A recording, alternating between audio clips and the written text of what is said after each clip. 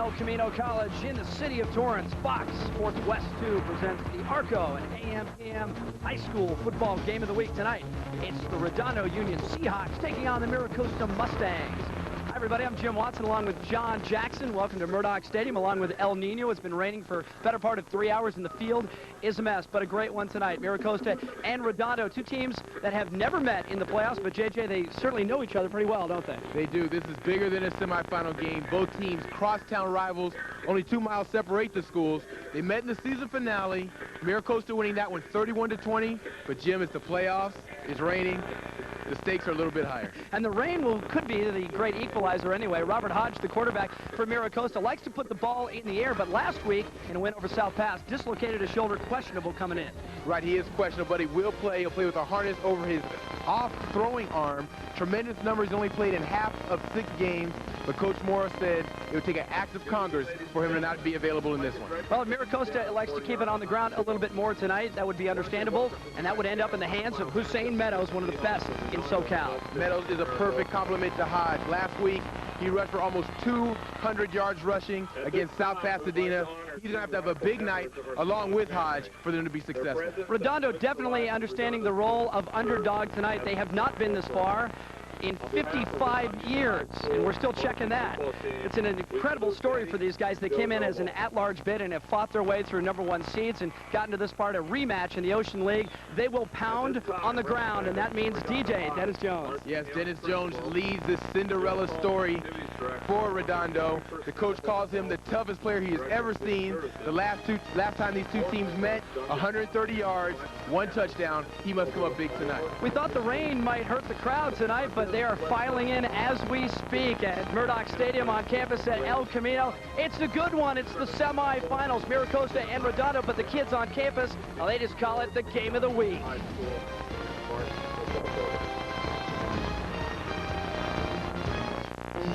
There is no better gasoline than ARCO. It is rigorously tested at every stage. It meets the highest quality standards. Based not-for-profit organization with a mission. The USTA. Get in the game. Welcome back to the ARCO AM/PM High School Game of the Week. We're at Murdoch Stadium on campus at El Segundo, and Fox Sports West 2 presents the ARCO AM/PM game. Proud title sponsors, ARCO and AM/PM, along with the new Dodge. See your Southern California Dodge dealers today. Now, the rain has been here since about 4:30 this afternoon, and the field, which was holding the water quite well, is an absolute mess, and we're yet to snap a ball yet. It's Redondo and Mira Costa. It's the semifinals of Division IX, and actually a good crowd has shown up, although the rain has yet to let up. It's almost 3 hours straight now, and it's coming down hard, but we knew about this one for a couple of days. Let's talk about your head coaches tonight. For Mira Costa, Don Morrow, in his 5th season. Current overall record, 53-13. The Mustangs won the CIF championship his very first year at the school back in 1993. He is 4-0 against Redondo. Across the way, Gene Simon, 2nd season at Redondo Union. He was an assistant right here at El Camino, so he knows the stadium well. Took the job 17 days prior to the first game 2 years ago. That team went 2-8, but he has turned things around in a hurry. A great season, 9-3 for Redondo so far. Third man of our crew is on the sideline, and in the rain, Brian Mitchell. Thanks, Jim. Well, both teams are playing for a spot in the finals tonight. They're going to have to do so in a very wet and slippery field tonight. For Mira Costa tonight, all eyes are on quarterback Robert Hodge, who separated his shoulder last week, although he's going to suit up and play tonight. Now for Redondo, keep a close watch on defensive end Paulie Cahill. He had a great game against Mira Costa earlier this year. He could be a key for them on defense. Now let's send it back upstairs to Jim and JJ. Thank you, Brian. Appreciate that.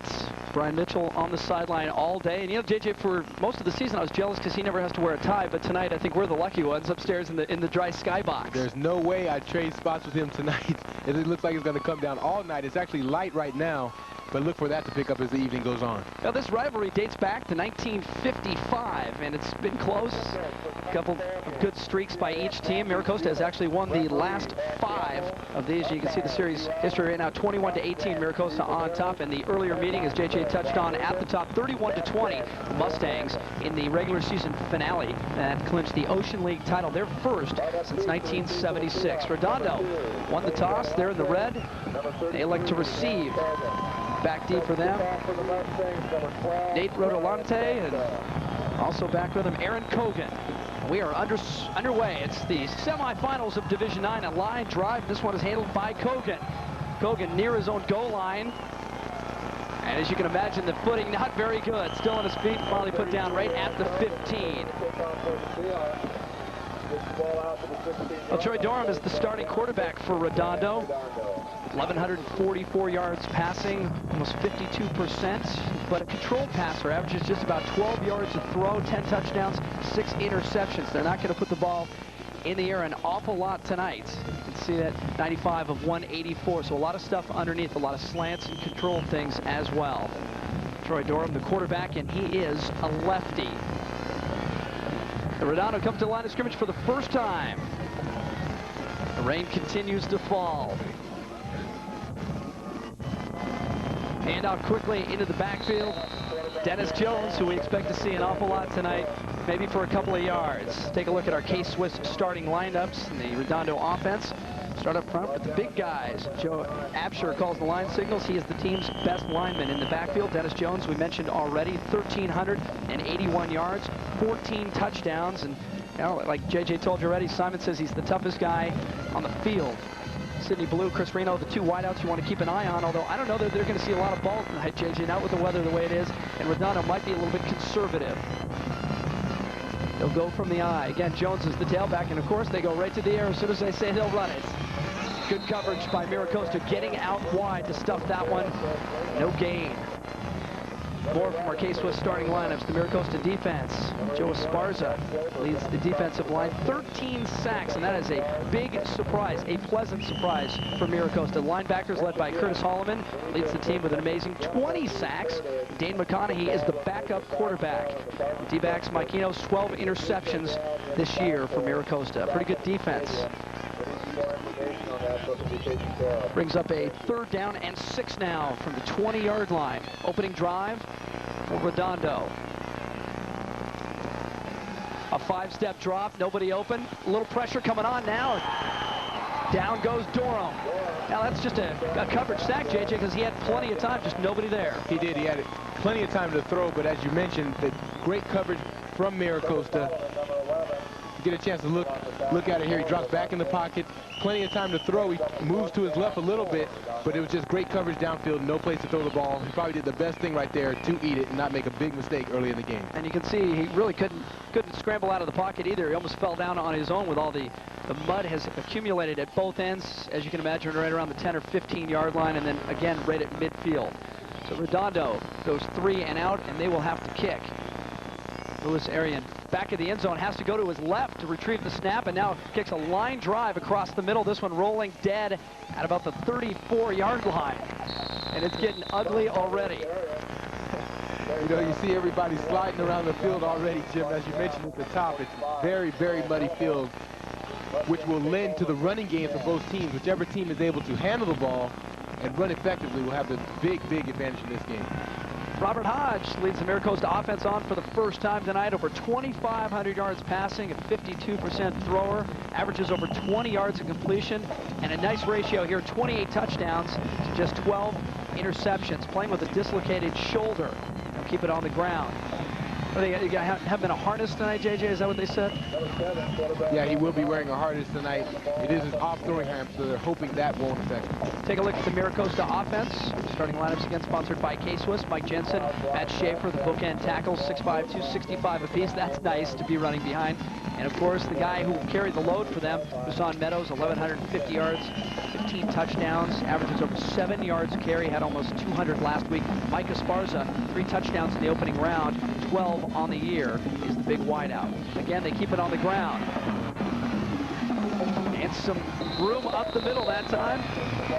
St. Meadows Now you know why he averages almost 7 yards a carry. The big guys up front. Take a look at the Redondo defense. They'll try to pressure Hodge and blitz a lot tonight. On the line, Paulie Cahill, one of the game's keys. He had 12 tackles in the earlier meeting against Mira Costa. Jovi Zamaripa leads the team in tackles, and he will play both ways. We've already called his name a couple of times. Aaron Kogan, the quickest kid on the team, leads everybody with 5 picks. Also an excellent baseball player. Again, up the middle, the scrum carries down near the 10-yard line. And we're going to see some ugly football tonight, JJ. I think a lot of stuff between the tackles. And that is the best way to describe it, is a scrum. As you see the field behind them, it's so muddy. The traction is terrible for both sides. The offensive line in this situation has the advantage because the defense just cannot plant their feet to put up a good push. Meadows and Vasquez will carry the load out of the backfield tonight for Mira Costa as they go from the I. Meadows is the deep man. Vasquez, the fullback. Return to give is to Sam Meadows, and he is in the end zone, and Mira Costa wastes no time. Touchdown, Mustangs on top, 6-0. Right away out of the block, we get to see the power of the Mira Costa offense. They tend to have a balanced attack. With the weather conditions being as they are, they go strictly to the run, and they show why they've been so effective this year, why they're the league champions. Runs like this from Meadows, big hole on the right side, easy touchdown. 7-0 already, Mira Costa. 11 yards out for the touchdown for Meadows. Aaron Kogan, the only guy with a shot for Redondo, just got maybe a piece of him. And now extra points are going to be very important tonight. And there you go right there. A tough snap and a tough handle on a wet ball and no chance on the extra point. And so Mira Costa gets the easy score but has trouble on the extra point. Ryan Seska, no chance on that one. It's 6-0 Mustangs. We come back on the game of the week. We're in the semifinals. Ford celebrates the action.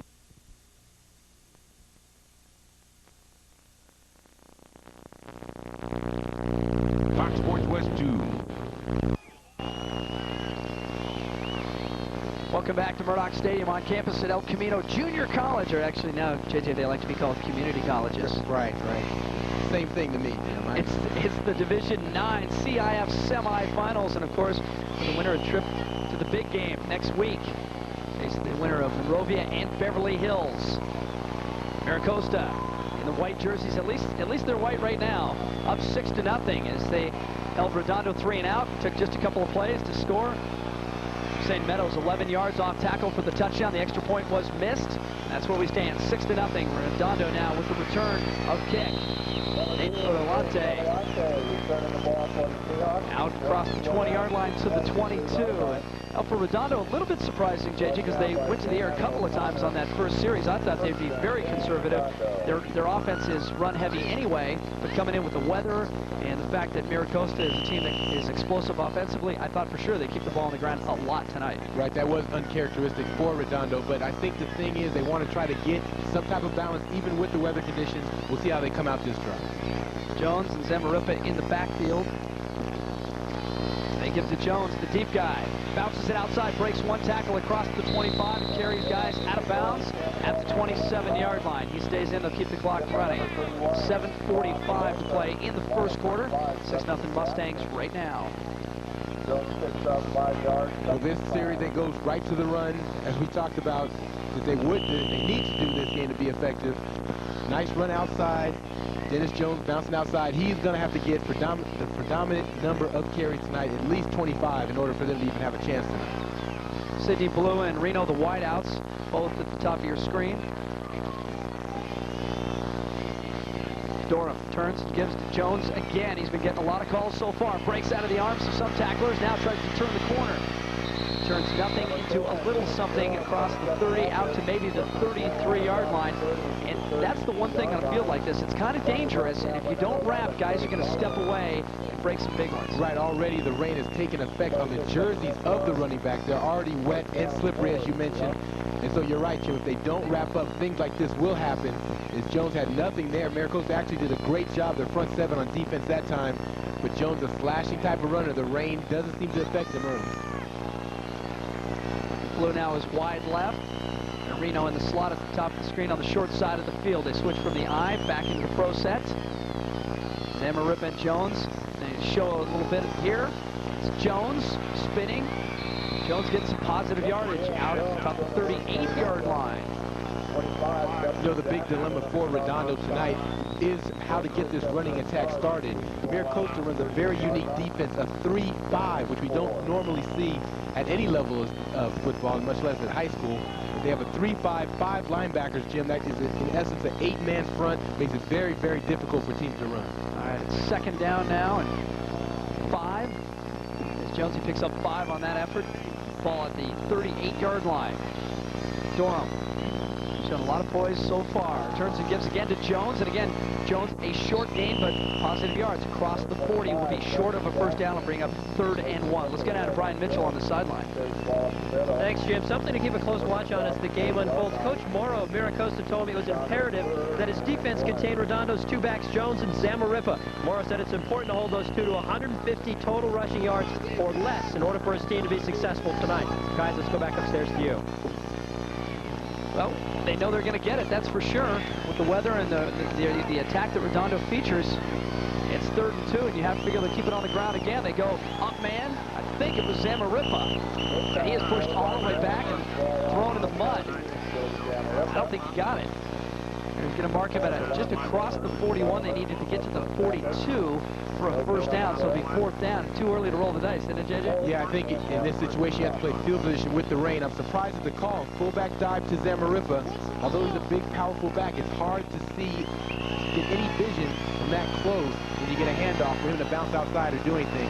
But Jim, it looks like I'm wrong. They're going to go for it on 4th down. And I was wrong, too. Gene Simon says, what the heck? We're in the semifinals. This team beat us during the regular season. We might need something. We're down 6-0 right now. We got the rain, which is going to help us a little bit. And I'd have to go to Jones out of the backfield. They need about 1 yard and a foot.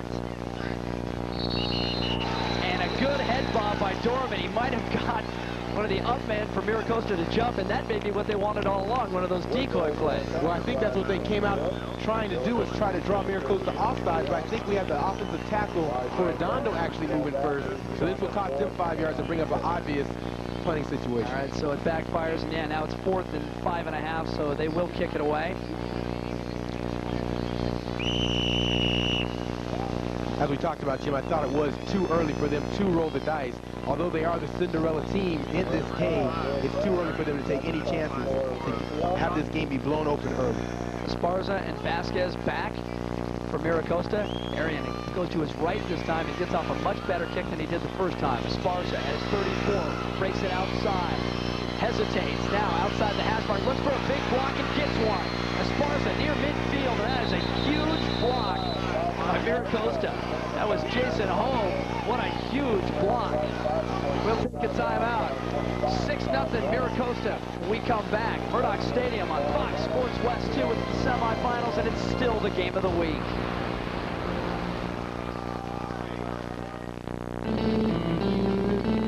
In the club I belong to, every match is a championship.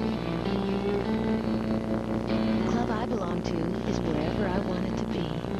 In the club I belong to, you never stop practicing. In the club I belong to, you get 2 serves, but I only need 1. The club I belong to has only one rule. Wherever you play your best. Hey, Swiss. And world peace. Could you please create a vast sports information source that's fast and fresh and loaded with attitude, where I could go for the latest sports dirt virtually any time, day or night? Oh, and could it be free? Now, Fox Sports and Fox Sports West 2 bring you worldwide sports coverage plus your favorite home teams, and it's all free. Get your sports from a higher source. Fox Sports Online. Thank you. Little college hoops for you Saturday afternoon on Fox Sports West. Don't miss the annual John Wooden Classic as 4 nationally ranked teams take part in the college basketball doubleheader. First at noon, the Georgia Bulldogs up against the Stanford Cardinal. And then at 2:30, the UCLA Bruins battle the Lobos of New Mexico. 2:30 on Fox Sports West. You know, JJ, the national champions played the Wooden Classic the last 3 years. So what do you think? Stanford's going to win it? Not yet. I'm not saying that yet. Mira Costa, again, with good field position. They took over the first time at Redondo's 34 and used just a couple of plays to stuff in the end zone. Now they start at midfield. Again, Meadows up the middle. Well, let's check it. It's Brian Vasquez, number 5, out of the backfield. You know, I can use that mud thing early, can't I, tonight? Yeah, you got to use that as an excuse. It's going to be tough from here to see the numbers as they get dirtier and dirtier as the game goes on. 13 yards for Vasquez. First down to the 37-yard line. Meadows is your deep guy now. Hodge sends Esparza in motion. Gives to Meadows. Meadows dragging guys inside the 35-yard line.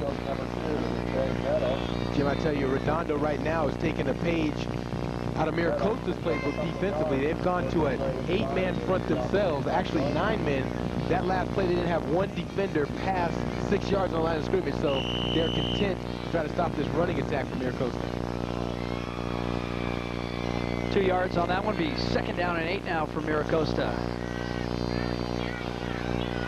For posterity, they are the visiting team tonight, but it doesn't much matter. These two schools in the shadow of one another, just a couple of miles apart. Jose Meadows. Meadows into a huge mud funnel down near the 30-yard line. That'll be short of a first. Well, we talked about the field position that Mira Costa has enjoyed already. They had it on the 34 after the first series. They got it on the 50 after the punt. And it was a good return by Esparza, Mike Esparza, and he got a good block from his cousin, Joe Esparza, 76. Right, we get a chance to see Joe with a great block right there to spring Mike. So already early in this game, the Esparza family with some highlights, Jim. David Abu Halaka for Redondo ended up on his back in a hurry. Up the middle and near the first down should be enough on 3rd and 3. And I think it is. They're going to move the chains. First down again for Mira Costa. And isn't this a luxury for them, JJ, just to do it on the ground? Right, and right now, Redondo, like I mentioned earlier, they already have 8 men up in the line of scrimmage. So it's going to be hard for them to do anything else. They can't take a guy off a receiver, obviously. So they are really at a crossroads right now and trying to stop this powerful offense from Mira Costa. Another first down for the Mustangs. Ball resting right at the 25-yard line. Go to the short guy up the middle. Brian Vasquez again. Oh, they're spreading it out pretty well between the two backs. Right, that is their element of surprise at this point in the game, is they have gone to both backs. You know, early in the game they played early in the year, Meadows had 90 yards and Vasquez only had 1 rush for 22. So far, the balanced attack has got Brian Vasquez on track and has allowed Mira Costa to move the ball very effectively here in the first quarter.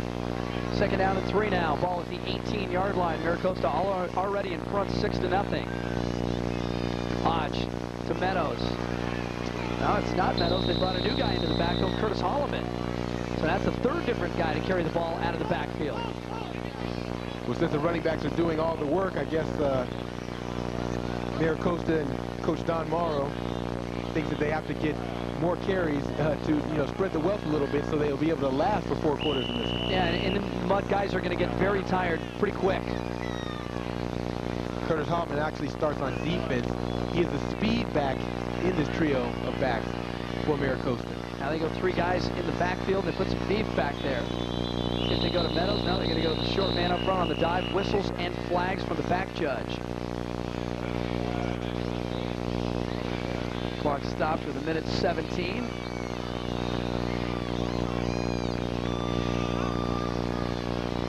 This one's going to go against Redondo. Surprising call that they would blow the ball dead, and I know that's exactly what the Redondo coach, Gene Simon, is looking at right now. 2 penalties so far, both of them against Redondo. Moves the ball to the 10. Moves the chains. It's a first down. Now let's take a look at the football. It rests just outside the 10-yard line, so I guess they could get a first down without scoring, but the ball would almost be touching the goal line. So from here, it's almost first and goal for these guys right now. Now that's Esparza in the backfield, the big guy, 235 pounds. Back there to lead the way. Meadows churning. Meadows spinning to the 6-yard line. What an outstanding run by Meadows. He's really running hard with the mud. The mud obviously hasn't detracted from his effort. And you see, he does the one thing that running backs always do. Once he gets the first initial hit right there, he keeps his legs driving, keeps moving forward and surging forward. He's actually picked up about 3 extra yards just on second effort alone.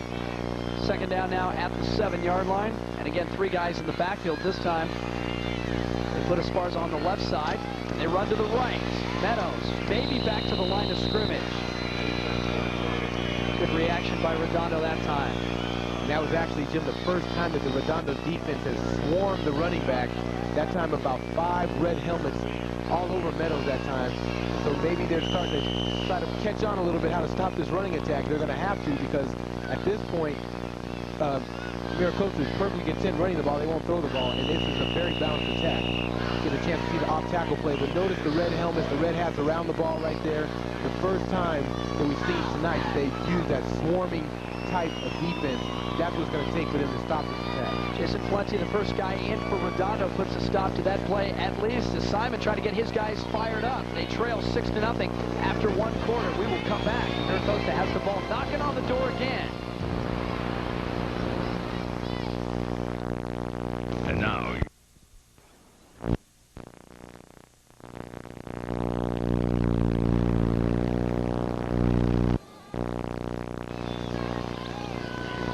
Saturday afternoon, the Los Angeles Kings will be in Toronto to take on the Maple Leafs in a game you can see here live on Fox Sports West 2. Our coverage starts at 4:30. The puck stops here. The Leafs and the Kings. Fox Sports West. All right, 3rd down now and 6 from the 7-yard line for Mira Costa. We're in the Division 9 final, El Camino College.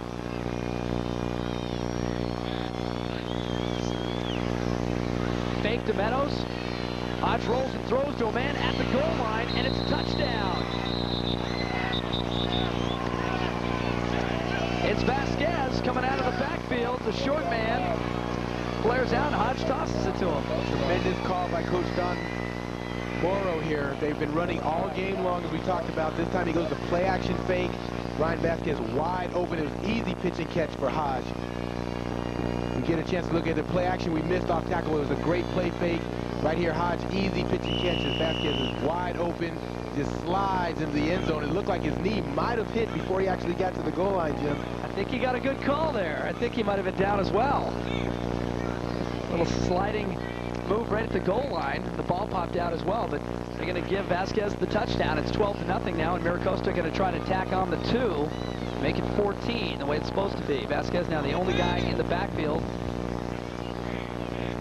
2 receivers to the right. They fake to Vasquez, and Hodge rolls out, pressure, throws it in the flat, nobody there. So Mira Costa comes out empty on both conversion attempts, but they lead 12-0. Again, on a 3rd and 6 from the 7, it's a good call. Yeah, it is. And it's the first time they actually were put in a passing situation all night. 3rd and 6, play action fake. Hodge rolls to his left, and at this point, Vasquez is wide open, the easy pitch and catch. As you see his knee split, it looked like it actually might have been before the line, Jim. Controversy always surrounds big games like this. Chris Reno coming up from his quarterback spot to make the hit. And again, looked like Vasquez slid. The official was right there and has a much better angle. Of course, we're way back at the 50, and he was standing on the stripe. 11 plays, 50 yards, 4.5 minutes. Now that's what you want on a night like this.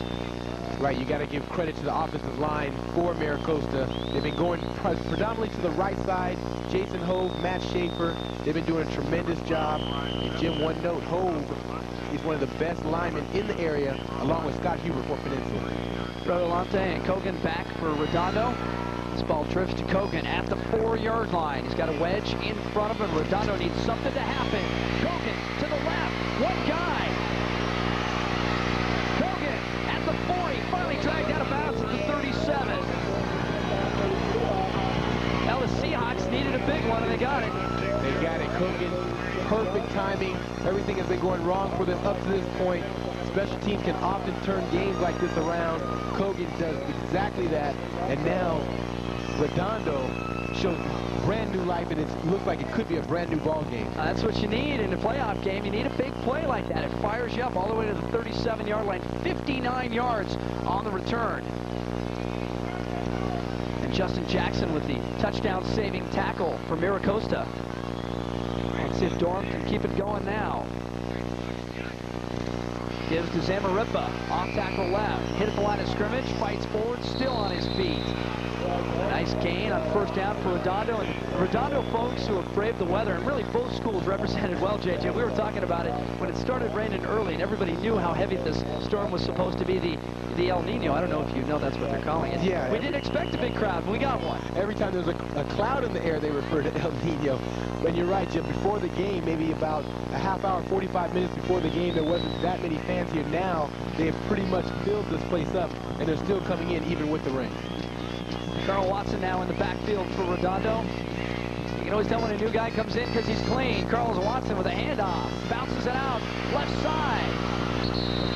That's a first down. Carl Watson, one of those guys that comes off the bench, a spark plug, and you just have to love a guy like that. Yeah, anybody named Watson, I'm sure you would... I hadn't even noticed. JJ, I hadn't even noticed it. You got to give credit to, but that is a great job by Carl. He does a nice job here of bouncing the ball outside. Mira Costa has been bottling up the middle, and it looks like the alleys, the seams, are going to be to the outside. That's something Redondo's going to have to start to take advantage of. First down at the 24-yard line for Redondo, and we're going to see a lot of that. Guys going up the middle and just nothing there, so they'll bounce it to the outside. And the pursuit will be slow. Loose ball, and I think Mira Costa may have got on this one. It looked like Troy Durham never got the handle, and a crucial turnover for Redondo. They had everything going their way, and Durham pulled away from center without the football, and I don't know if it's his fault, or if it was just a wet football or a bad exchange, but he turned around immediately. You'll watch the ball. Just drops it on the mud. Right, well, in a game like this with the rain and being so wet, it's very important to try to get dry balls in the game, and you're right, Jim, that just takes the wind out of Redondo's sails because they had so much momentum going with the big kickoff return and also the 2 plays in this drive. That is something that's going to be tough to overcome because Mira Costa is not giving up very many opportunities. Gene Simon, you can see on the sideline for Redondo, very frustrated. Got that big kickoff return, a couple of good runs. Watson got him a first down, and then they just dropped the football. Quick pitch. Zamarripa, the first guy there, the leading tackler for Redondo. Filled that hole in a hurry. Zamarripa has had an outstanding year. You talk about that tackle he made right there. As you mentioned, he leads the team in tackles, and he has he scored in every possible way. A touchdown on an interception, touchdown on a fumble recovery. He has done it all this year. He's been a very, very big player for Redondo. Before the game, I went down and talked to him. I looked right in that face mask and I said, "What's Joby short for?" He looked at me and said, "Nothing." And off again, Hussein Meadows dragging Zamarripa, who's there again. So Zamarripa marking Meadows so far. That's a good matchup. Out to the 30-yard line. It's going to be third down, a little more than 3. You see the uniforms already. It looks like they're in the overtime game here. This is only the second quarter. You know better than to mention overtime this early in the night. That's right. You know better than that. Last time I mentioned overtime, we had an outstanding game. We did have an outstanding game. Without even a chance of overtime. Meadows is out of the game right now. Getting a quick breather. And I think Vasquez is the only back. He's got the dirtiest shirt on the field. Hodge across the middle. Incomplete. Trying to hit Mike Esparza on a little slant there. It's going to be tough to throw the ball tonight. It's going to come out, and I don't care how many times you change it after every play, if you keep it clean, unless they're going to snap it off the towel, that ball's going to come out with some mud on it. Exactly. The balls are already wet from being used tonight. They drive off with a towel on the sideline, but by the time that the ball is set into the mud, if you get a chance to see the guy that's in charge of drying the balls off, but by the time they set the ball into the mud, the rain comes down on it a little. It's a naturally wet ball, so it's going to be very difficult, as you mentioned, to throw. Look at that line. That's ugly. I could get it out of there. And you know, when I first got here, one of the first things I did is I walked right down the middle of the field. It hadn't started raining yet, just a few sprinkles throughout the afternoon. And I looked at the field. It was in good shape, and it drained well, but it just got hammered over the last 3 hours. And now they're chewing it up. Got a timeout on the field. 9:04 to play in the first half. Division 9 semifinal. It's 12-0. The Mustangs of Mira Costa. There is no better gasoline than Arco. It is rigorously tested at every stage. It meets the highest quality standards in the... This is a special bulletin. Nobody's used to paying less for a high-quality product like Arco. If doing so causes mental anguish and you need to pay more, feel free to send a check to the P.O. box on the screen. Our bowling team will thank you. Arco. The only difference is the price. Welcome back, ladies. I trust you had a great summer. Professor Casey Jones in the house. Now let's move right to your assignment. Miss Staley? How I spent my summer vacation. by Dawn Staley. I hit the track every morning. I lived it. Rented lots of movies, tried a few new sports. Nothing but net. Checked out my wall. Played with the kids, kicks everywhere. I just chilled in Philly. But now it's time for basketball season. Columbus takes on Philly, Sunday at 4 on Fox Sports West 2. Welcome back to the Arco AM/PM Game of the Week here on Fox Sports West 2. Jim Watson, John Jackson, and again, tip of the cap to the folks at Arco AM/PM making this all possible this year. What a great job they did, stepping up early in the year. We've been with it all the way since the start. Bad snap over the head of the punter, goes into the end zone. It's a big break for Redondo. He picks it up, gonna roll to his left, and out to the 5-yard line. And now you have to wonder, JJ, would he have been better off maybe just running out of the end zone, taking the safety, because now he sets up Redondo, the Seahawks, at the 5-yard line. Exactly, Jim. You're right. That probably was best to try to take the safety there in that situation. Of course, the competitive atmosphere for high school ball players, that's hard to tell them ever to back down. But right here, the ball goes into the end zone. You see shaky snaps from Redondo. Now Mira Costa pays the price for the wet field. Chris Coach back to punt. And he had no shot at it. That ball was snapped way over his head. It was a pretty good snap, though. Good distance. Reno and blue the wideouts, but if I'm Redondo, I got this break back. I'm going to keep it. Jones inside the 5 to the 4-yard line. Quickly, we're talking about the field all night. What a mess it is. Brian Mitchell has some tips for us. Thanks, Jim. When you talk about rain, you get mud. You get mud, and you need a mud decleater. And that's what this is right here. The players are coming over here and using this to clean off their cleats. And I'll tell you what, Jim, this here is going to get a lot of use tonight. Guys, let's go back upstairs to you. Don't use it with those fancy Italian loafers, Brian.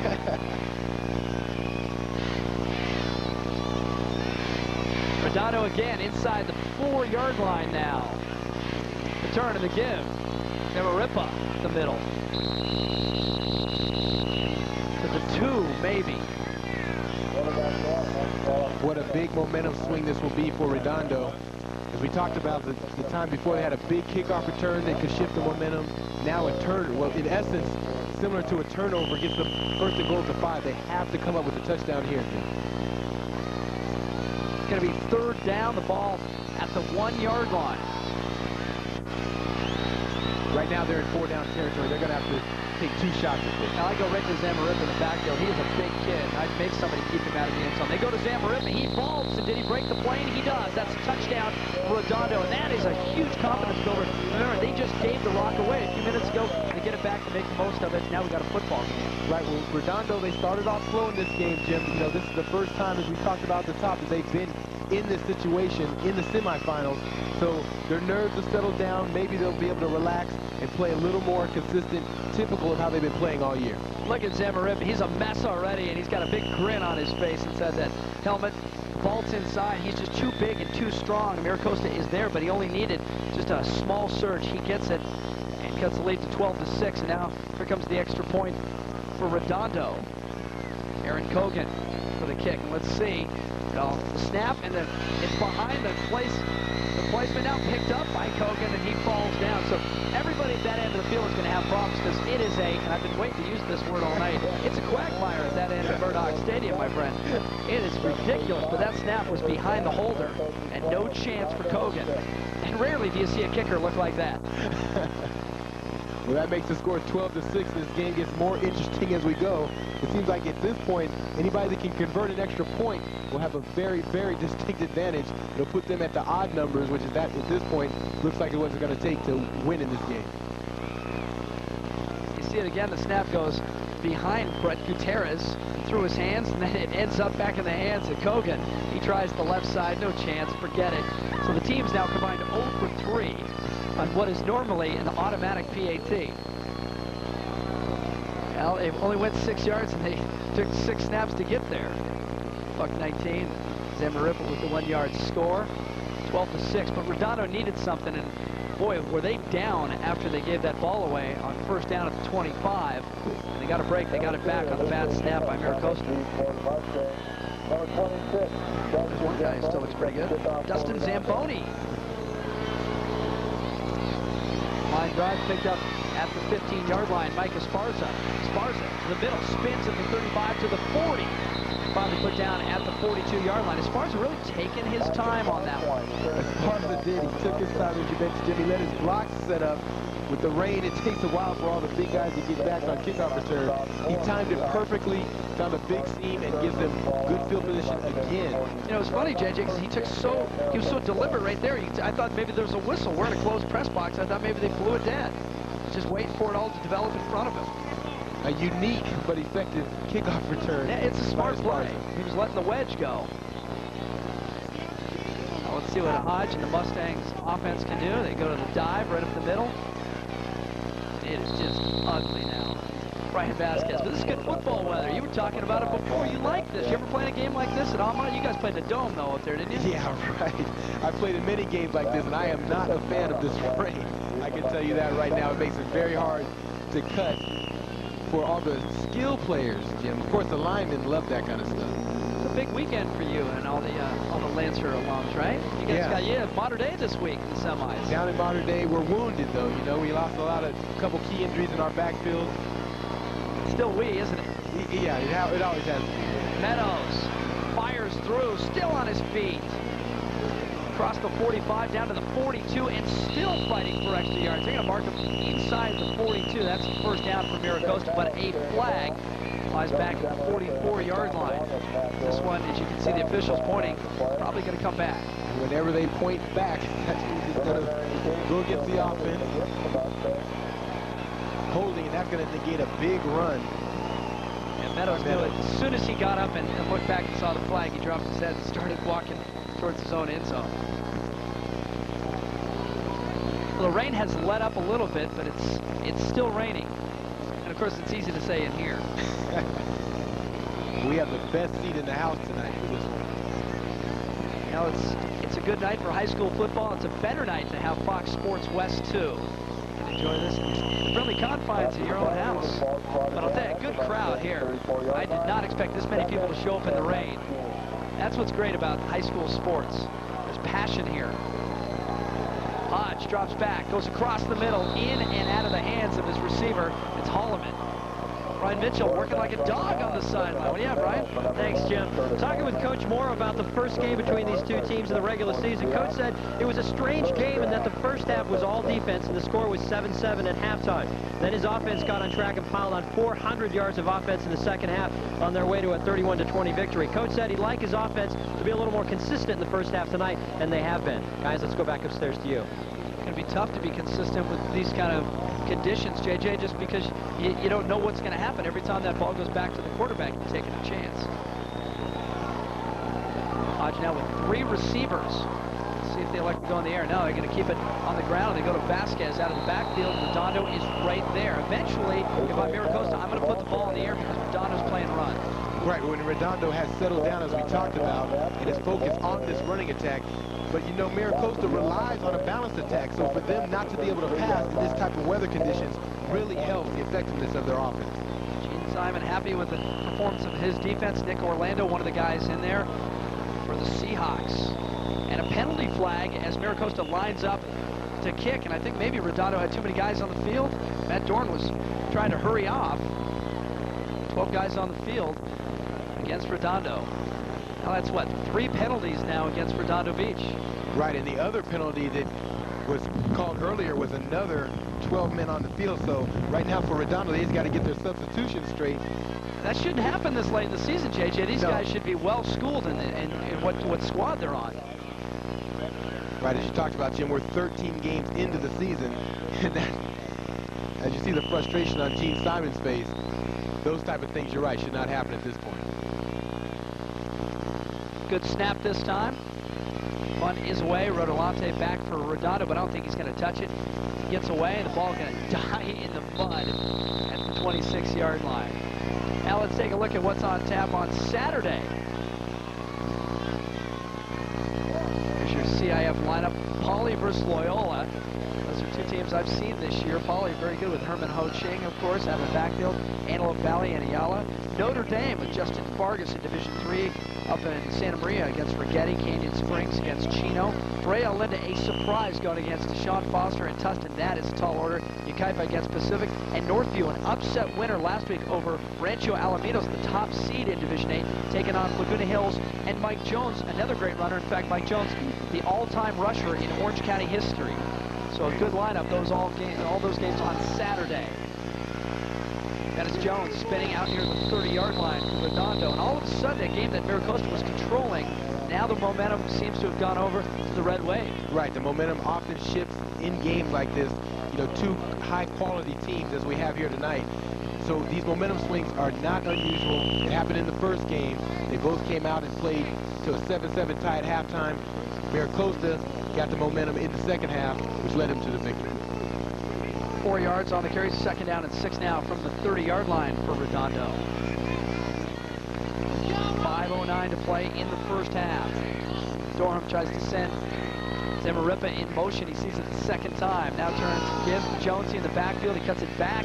That play originated on the right side of the center, and he ended up cutting it back to the left side. Short gain, bring up 3rd down, maybe 3. There's going to be a lot of 3rd down and shorts tonight, I have a feeling, with the running game. And I think it's going to come down to patience on both teams' part to see which team is going to stick with their game plan, with the running attack long enough, and which team will take a chance, try to open it up, because remember, 8-man fronts for both teams. The corners are in man-to-man coverage against the receiver. That was a great shot at Jason Ho from Mira Costa. Mud on his uniform, mud his face mask, mud on his helmet. Looks like a football player. Durham, the fake, gonna put the ball in the air, looks for Zamarripa, and this one is picked off. Mike Enos reached up and snagged it out of the air. Enos still on his feet, a great block. Enos could go. Touchdown, Enos. 41 yards.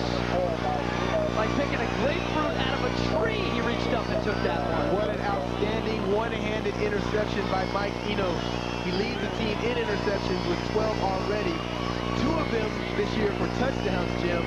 96 and 50. This one was about 50, so that's his 3rd touchdown this year off an interception. Well, Mike Enos is 6'4", he used all of it right here. Watch him reach up, one-hand grab, and then he turns into a receiver. Stepping around Zamarripa, watch the blocks. There's one, here's a great one right here. Boom, see ya. Outstanding, outstanding run by Enos. Great blocking by his defenders, as you mentioned, after the catch. But what a tremendous effort by Mike Enos with a one-handed interception in the rain in a game that the holders can't even hold the snaps. He comes up with a one-handed interception. Well, a huge play by Enos, 41 yards on the interception return for touchdown. It was 12-6. We were talking about momentum being on Redondo sideline. Just like that, Mira Costa snags it back. They're up 18-6. And look at Mike, he's all fired up. And what a great year Enos has had. The rest of his teammates only have 1 interception is the high amongst them. He has 13 with that one.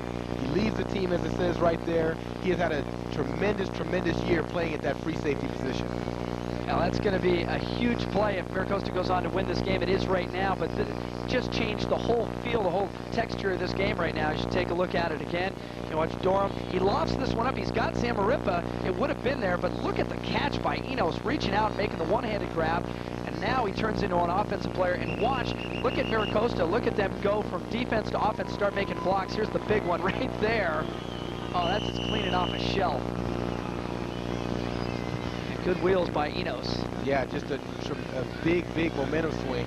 I still can't pick up the number on that truck that came through it. Right. Knocked the Redondo player out of the box. Now they're going to go for 2 again. A little misdirection here. They go inside to Meadows. I don't think he gets it. I think he's going to come up short again. 0 for 3, Mira Costa 0 for 4 between the 2 teams. And it remains 18-6, 4:07 to play in the first half at Murdoch Stadium on campus at El Camino College. Fox Sports West 2, Game of the Week. To prove a point, we've substituted Sizzler's new USDA choice steaks for the ones they usually serve in this fine steakhouse. Let's see what happens. So, how's the steak? Really tender. Sizzler introduces our new USDA choice steaks. Hearty New Yorks, flavorful ribeyes, and juicy top sirloin, starting at just $8.99. Now for the real surprise. We've also substituted the Sizzler Jack. Oh, yes! The smart new choice for steak lovers, Sizzler. I don't want to shake the guy on me. I want him home. First back up on it. Do a reverse. Fake him out. Then he'll freeze like a deer caught in the headlights. That's when I take my shot. Bam! Nothing but net.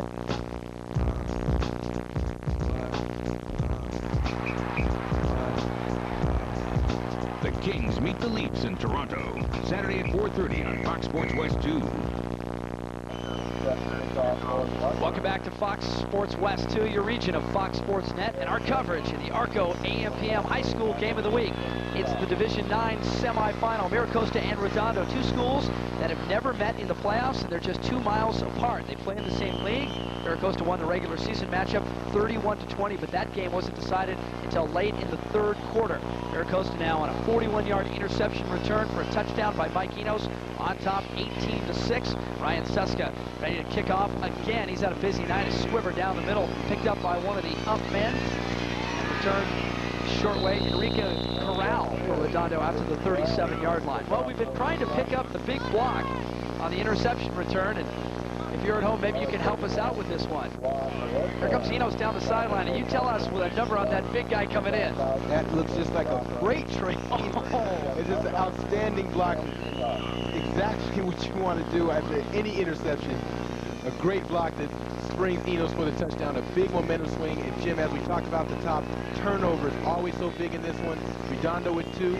Mira Costa has yet to commit a turnover. Well, we want to make sure credit is passed out, so we have Brian Mitchell on it. He's going to do a little Columbo on the sideline, see if he can figure it out for us. Dennis Jones, a short gain across the 40 to the 41. And now, JJ, we have to find out exactly what Redondo's made of, because we have to see if they can answer back. This is a team that beat them. Mira Costa went undefeated in league, and in Redondo's heads, they're still a better football team. They have to get over what's happened right now, put it out of their minds, and they got to play some football and move it. Exactly. That's going to be the difficult task for Gene Simon, is to get his team back focused, but it's not time to hit the panic button. Remember, we are only in the first half, and the way that this thing has gone, a lot of things can happen, especially with these conditions. Blue is the wide man. Reno is in the slot. Carl Watson, the fullback, and they go to Jones, the tailback. Jones. He's met early. Brian Vasquez got it in the backfield for Mira Costa. Maybe a yard. It's going to be 3rd down and 6 now for Redondo, and maybe the first obvious passing situation of the night for the Seahawks. Right, and right now, Redondo's just having a hard time moving the big defensive front for Mira Costa off the line. Jason Hove anchors that middle for them. He had 76 tackles on the year, which ranks 1st on the team, which is amazing for a nose guard to lead your team in tackles. JJ, I have word from the sideline. Brian Mitchell dug it up for us. It was, who else? Joe Esparza with the big block. He had it on the punt return earlier, remember. So he has 2 huge pancakes on wild plays. And really, that block was just devastating and sprung Enos the rest of the way on that 41-yard gallop for touchdown. Gene Simon comes out for Redondo now to talk to his guys. We'll take a timeout. 3:01 to play in the first half, and Redondo trying to answer back. They trail 18-6. We come back to Murdoch Stadium on campus at El Camino. Are you ready to go a step beyond the competition? Then you need former Seattle Seahawk and Stanford University football coach Jim Walsh's A Step Beyond training systems. The STEP system is guaranteed to increase your overall speed, decrease muscle-related injuries, give you a nutritional edge, and answer all of your recruiting questions. Order now and receive the complete STEP system, the speed training video, recruiting guide, and 30-day supply of ZMA. Be the product of choice with 2-time Super Bowl champ Bill Romanowski. All this for the price of $59.95. Call 1-800-365-9497. The stars, the stories, we get it. You got it. All your sports, inside and out. Weeknights on Fox Sports News Primetime. Monday morning on the Carl's Jr. Big Show, among our guests, former UCLA quarterback Matt Stevens, and the biggest name in radio today, Lee Hamilton. Also, the guy that plays Conan.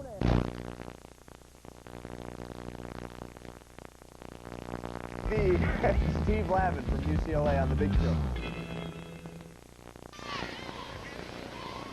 Welcome back to the ARCO AM/PM Game of the Week on Fox Sports West 2. The Umbrellas are out at Murdoch Stadium on campus at El Camino Community College, the Division 9 semifinal.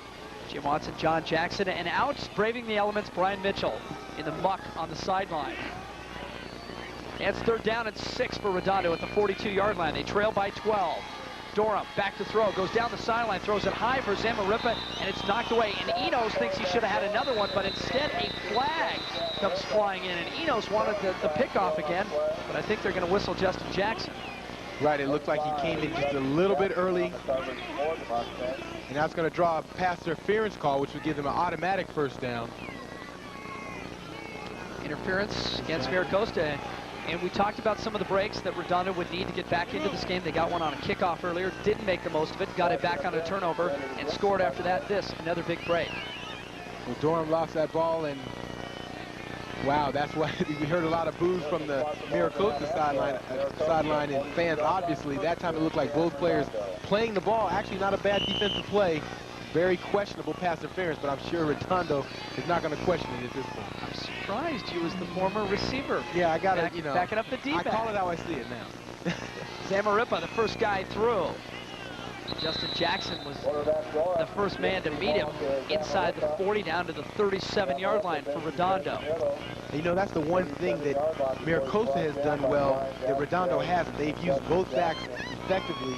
Redondo needs to get more into that mode to get more of a balanced attack since we are constricted to run the ball predominantly most of the night. You have to mix it up, and that's by giving it to both backs and being a little more creative with the run offense. Second down and 5.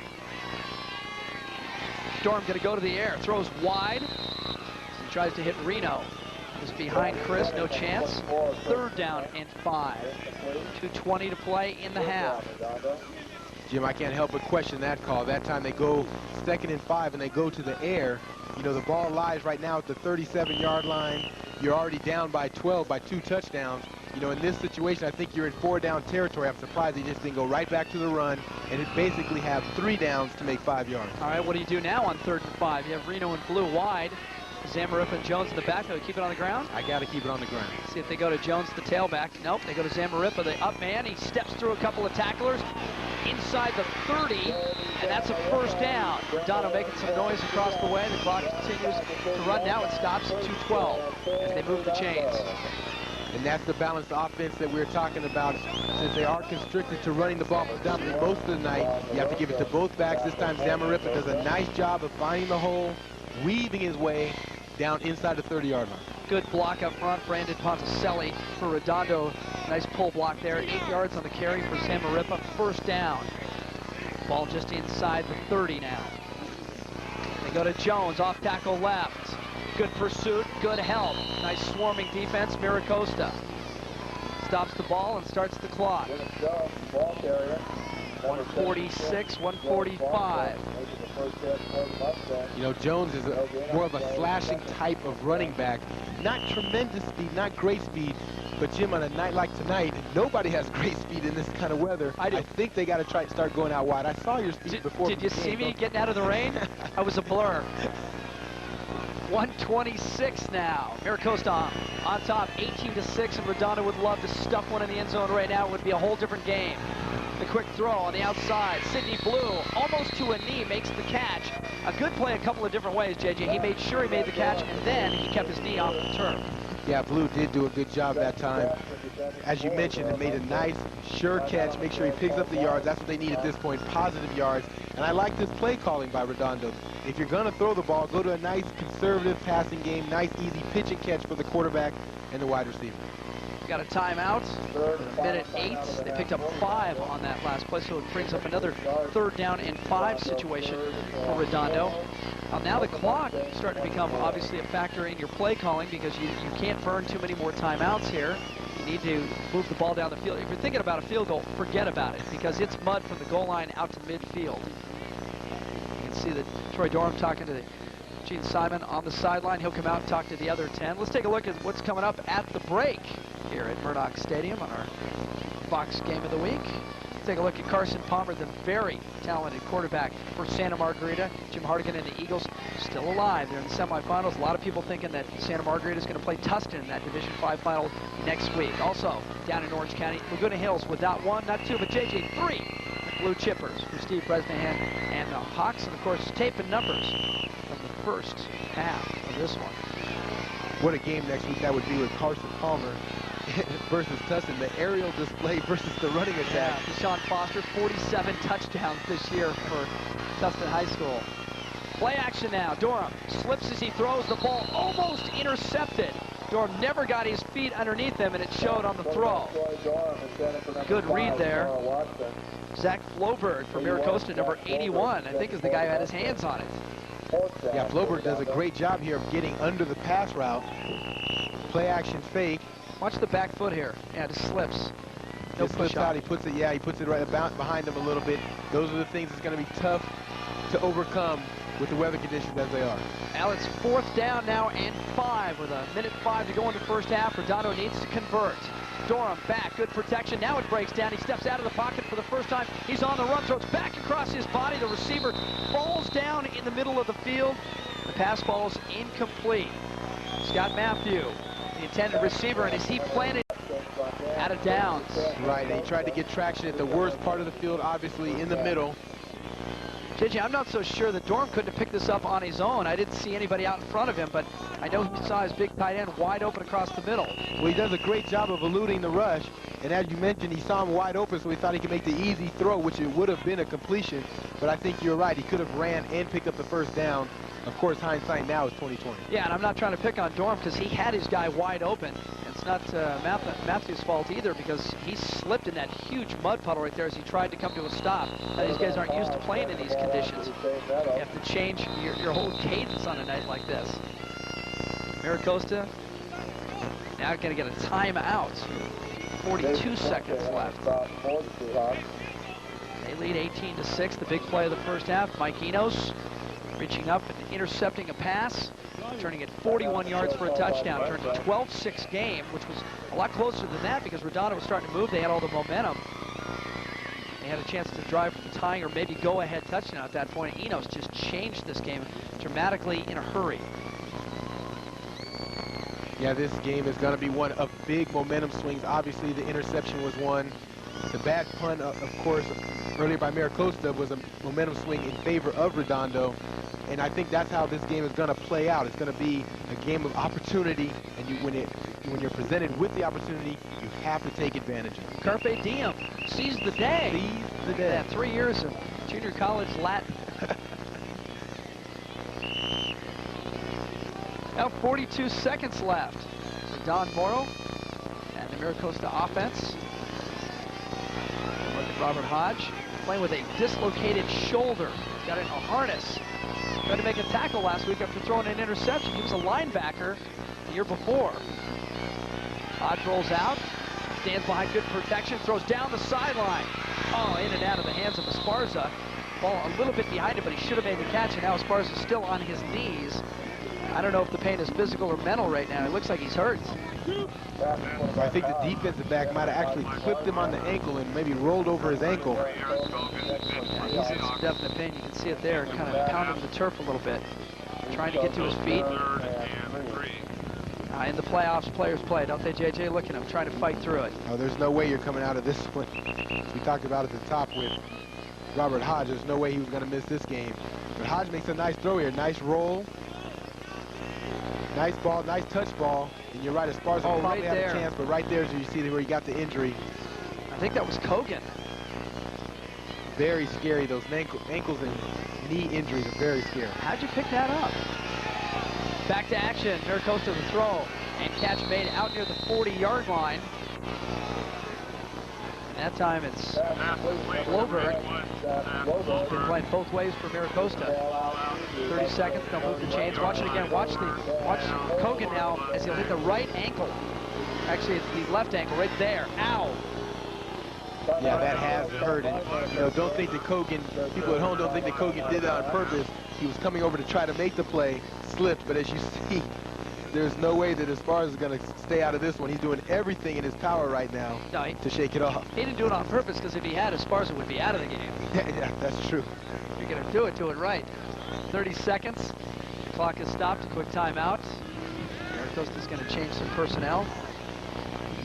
9 yards on that last pickup. It's a first down, but I don't even know if they have time for 4 more plays. Well, the Mira Costa front has done a good job protecting their quarterback. Hodge has been maybe hurried a couple times, but really unmolested so far. Well, it's been a very long road for these two teams to get to this point in the semifinals, but here's how the second season has panned out. In the first round, Mira Costa hammered Montclair Prep 44-6, and Redondo with a huge upset, beating Atascadero, the top seed, or the second top seed. Monrovia is the top seed in the division. Atascadero was seeded second, coming in 32-29 on a late field goal, a great game. And then in the second round, Mira Costa, even though the quarterback was hurt, a win over South Pass. Handoff, Meadows at the 50, cuts back to the middle of the field, stumbles inside the 45 to the 43, and a flag back at the 40-yard line. And the umpire says, bring it back. Another big Meadows game is going to be wiped out. Redondo beat Duarte in the second round 31-6, so they had some good momentum coming in. That win over Atascadero, and then they hammered Duarte. So Redondo, a much different team than they were at the end of the regular season when they dropped the final two contests. Right, and as you mentioned, that win over Atascadero, such a big win because it gave them, once they completed the upset, it gave them essentially the #1 seed, and they've pretty much breezed to get to this point. And Atascadero had won 4 straight CIF titles in various divisions. And they had an impressive 16-game playoff win streak involved in that. So a huge surprise right there. See, the penalty goes against Mira Costa. They have 23 seconds left, first and 20 from their own 30-yard line. And if you're Hodge, maybe you put the ball in the air again. Things have been going your way so far. Now he's going to take a knee. And so Don Morrow says, no, I'm happy with the 12-point lead, Watson. Don't try to hype the ratings. We're going to take it into halftime and talk about things. You enjoy that when I'm wrong, don't you, JJ? I do. Ear to ear, I'm smiling up here. All right, impressions of the first half.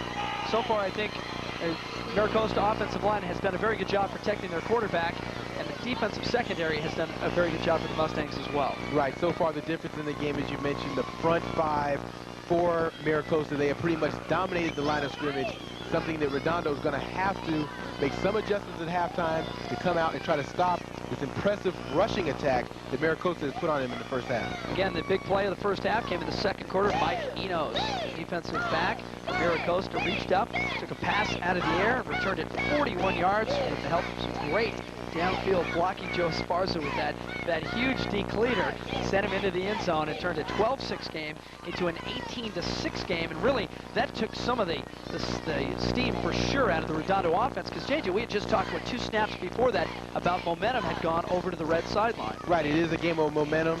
So far, the big plays, the plays that have been capitalized on have been from Mira Costa. That's the difference in the game right now. Well, Redondo has some work on the chalkboard as they take it into the tile. Let's get a peek at what's maybe coming up. Our Brian Mitchell is with Gene Sion on the sideline. Thanks, Jim. Coach, the weather's played a big role in the first half. A couple of missed extra points. You've had a couple of turnovers. Your thoughts on the weather conditions out here? Well, right now it's not raining, but you know, you get grime on your hands and it's just slop. We're trying to clean our hands as best we can and control the ball. And it seems like we just slipped on a few. When the pass gets off, the pattern guys slip. It's pretty frustrating, to tell you the truth. I'm pretty frustrated in a couple minutes, just kind of regroup. Any adjustments in the second half? Yeah, I think we got to try to use the field a little bit more, stay out of the middle, and we got a couple plays that'll help us do that. On defense, we might have to play more guys in the box, stop the run a little more, and just play harder. We can't give up. We're a fighting team. We fought all year, and we're not going to give up now. Good luck in the second half, Coach. Thanks, Brian. All right, we are at halftime between Mira Costa and Redondo. The score 18-6, Mira Costa. We'll be back with a lot more right after this.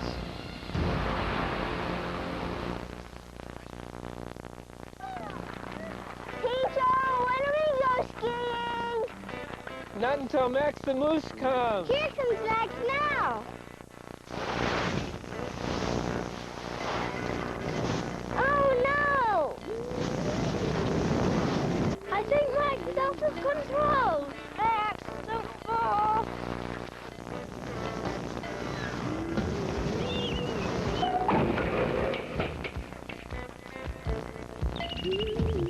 Are you all right,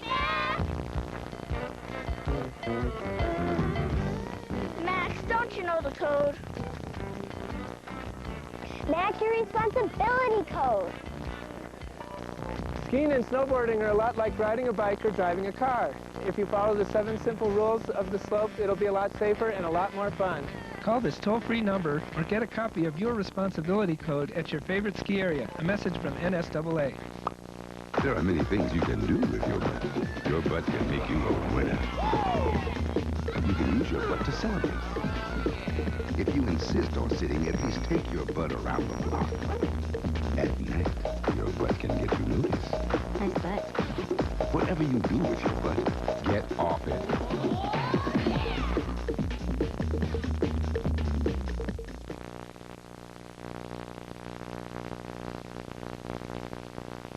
Monday morning in the Carl's Jr. Big Show, among our guests, former UCLA quarterback Matt Stevens, and the biggest name in radio today, Lee Hamilton. Also, the guy that plays Conan on TV, Steve Lavin from UCLA on the Big Show.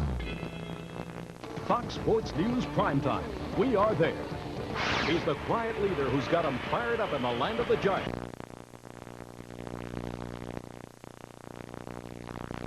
But who is this guy?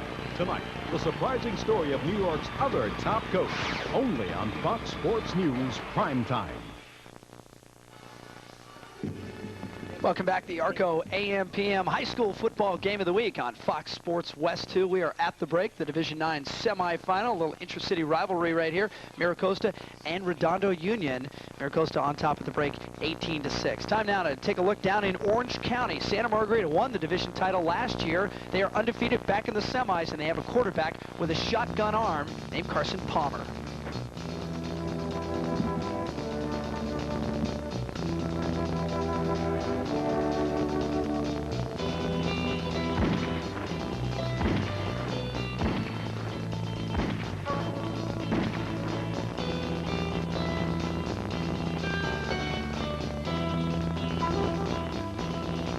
There is a sharpshooter from down Orange County way, and his name is Carson Palmer. At 6 feet 5 inches and 215 pounds, this gunslinger from Santa Margarita High School is blessed with a shotgun arm and a competitive spirit that's second to none. In his first year in the saddle, he directed the Eagles to the CIF Division V championship. Boy, I look at Carson's skills, the size of him, the speed, the strength, the accuracy, just all the physical skills that he has. He's really special, and he may be the best ever that I've seen. By the end of the '96 season, Palmer had thrown for over 2,000 yards and 24 touchdowns. Well, I just love playing football, but I love the fans, playing in front of crowds. I like throwing touchdowns, scoring touchdowns, seeing people go nuts. I just love the whole game. And Palmer's passion for the game and confident swagger have helped Santa Margarita to tame the West. I like having a lot of the pressure on me, and I like being in pressure situations. I love playing good teams. He loves to win, and he's a competitor. The one thing that really, stands out in my mind is just his great leadership and his ability to want to win and his ability to lead others to win. And if you still aren't convinced Carson Palmer enjoys the thrill of victory, then just listen to the way he sees the '97 season ending up for the Eagles. We're down by 5. There's 10 seconds left. We're on our own 10-yard line. I drop back, and I get flushed out of the pocket, rolling to my right, and I throw a bomb to Minardi. He makes a diving catch in the end zone, and the crowd goes wild, and we win the game. CIF championship, repeat.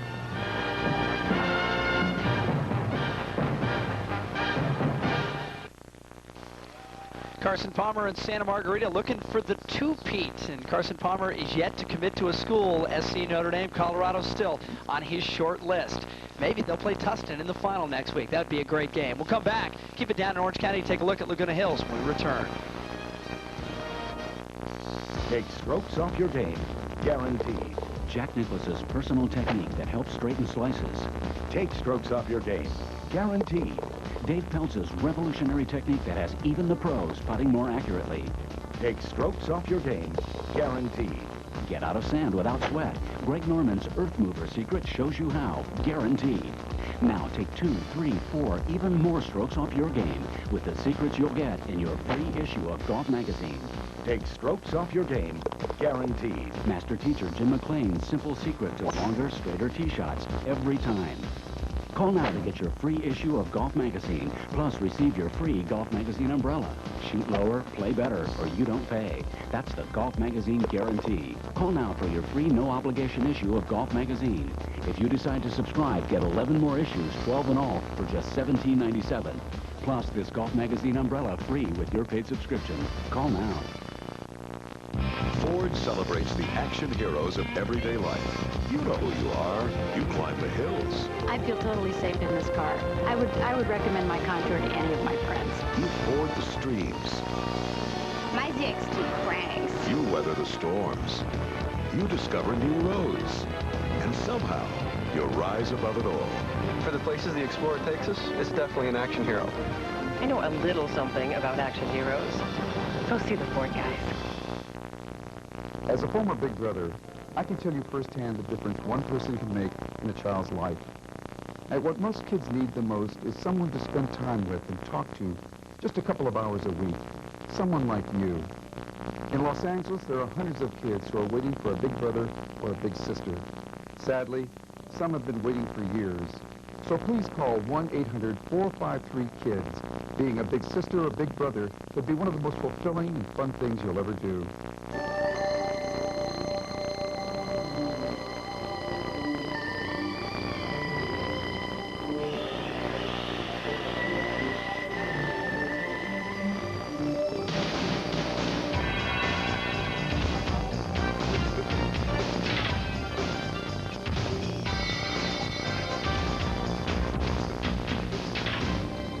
Women's Sports Foundation, championing women in sports. Call and see how far you can go.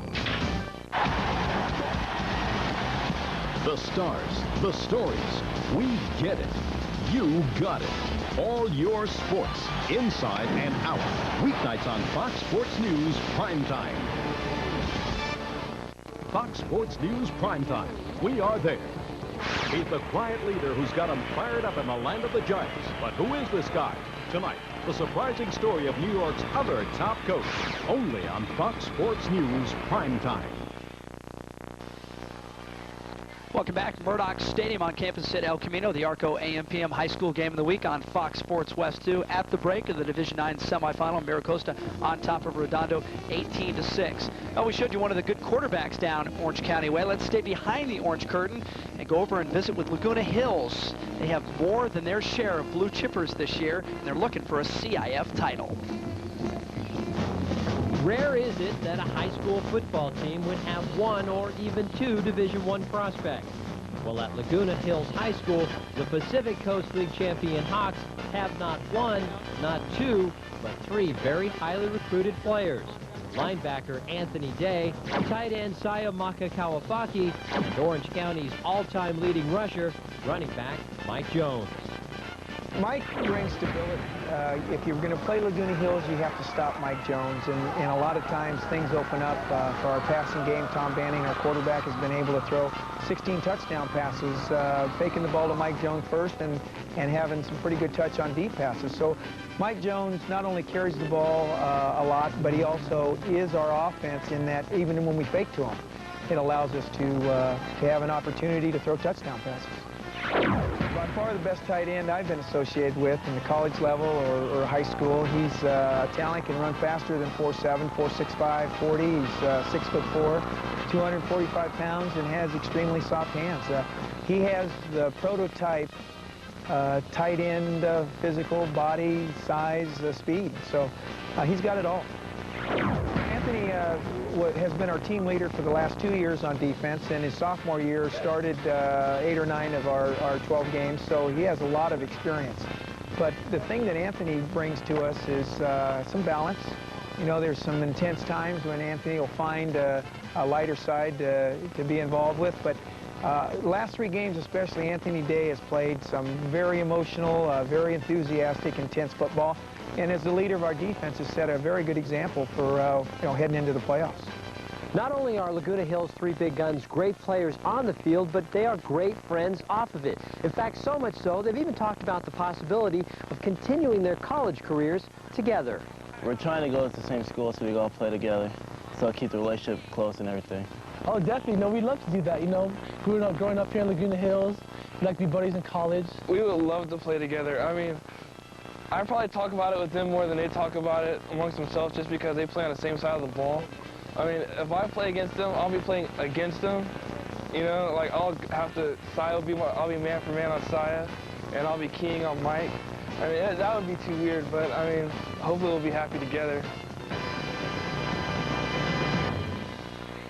Anthony Day, Mike Jones, and the most dangerous name in high school football, Saya Makakawafaki. They're still playing. They're in the semifinals against Northview on Saturday night down in Orange County. We're coming back. The Division IX final, Mira Costa on top 18-6. There is no better gasoline than Arco. It is rigorously tested at every stage. It meets the highest quality standards in the... This is a special bulletin. Nobody's used to paying less for a high-quality product like Arco. If doing so causes mental anguish and you need to pay more, feel free to send a check to the P.O. box on the screen. Our bowling team will thank you. Arco. The only difference is the price. The club I belong to doesn't have an address. You won't find it on a map. You can't drive there. And yet the faster you run, the closer you are. You don't need an opponent or a crowd. Just a racket and the ball. You don't need directions, just dedication. And once you're in, there's no end to where you can go. K-Swiss. Man, oh man, the fire wagon is out now. Able Solani has tied it up. Wow. He shoots, save a bear. Fakes, he shoots, he scores. The Mighty Ducks answer back. Who wants a piece? Yaramir Yager leads the Penguins into the pond to shoot it out with Temu Solani and the Mighty Ducks. Wednesday at 7:30 on Fox Sports West 2. Be glad you're just watching. If you ask whether it's better to give or receive, I'm in favor of both. Either can change a person's life. I remember when I received a travel and training grant from the Women's Sports Foundation. The grant made me feel like people believed in me, believed that I could become a champion. It kept me going strong when I needed it the most. Now I feel an obligation to give back to other young athletes, which is why I'm telling you about the Travel and Training Fund. The fund will give a lot of serious female athletes the boost I got. It will help young women become their absolute best, maybe even champions. If you're an aspiring athlete or know of someone who could use some financial help, find out more about the Travel and Training Fund. Write to Travel and Training Fund, care of the Women's Sports Foundation, Eisenhower Park, East Meadow, New York, 11554. Or call 1-800-227-3988. Don't let anything stop you from trying.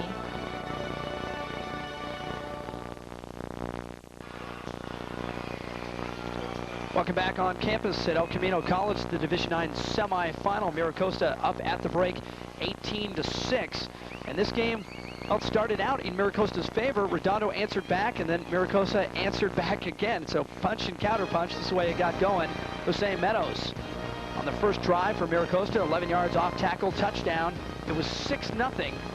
Mira Costa at that point, the Mustangs missed the extra point. Then Hodge rolls from 7 yards out. He gets exactly that to Vasquez. It was close, but they called it a touchdown. It was 12-0 again. They come up short on the PAT. Zem Party then comes back 1 yard for Redondo to cut the lead to 12-6. And then this is the crusher. The interception made by Enos. And watch Mike with the one-handed grab, and then he turns into a wide receiver, and watch the downfield block. Haskell, 81. Later, a huge block right there by Joe Esparza, 41 yards on the interception return. 18-6 Mira Costa, and that was the big play of the first half, JJ. Right, and Mira Costa played the half exactly how they wanted to. They got the running attack going, as we get to see here. 89 yards. That's not as dominant as it actually was. The key for Redondo, 2 big turnovers, has put them down by 12. Turnovers always the key. Let's get down to Brian Mitchell with Don Morrow. He's ahead, Brian, but I bet he's still not satisfied. You bet, Jim. Coach, pretty good first half, pretty error-free. You guys converted one of the interceptions into a touchdown. You must be pretty happy with your ball club's effort in the first half. I thought we did a good job controlling the ball for the most part on offense. That snap over our punter's head, I think we'd like to have back. set up their score. But yeah, we're pretty happy the way we're playing. How do you play from in front now here in the second half with that nice little cushion there?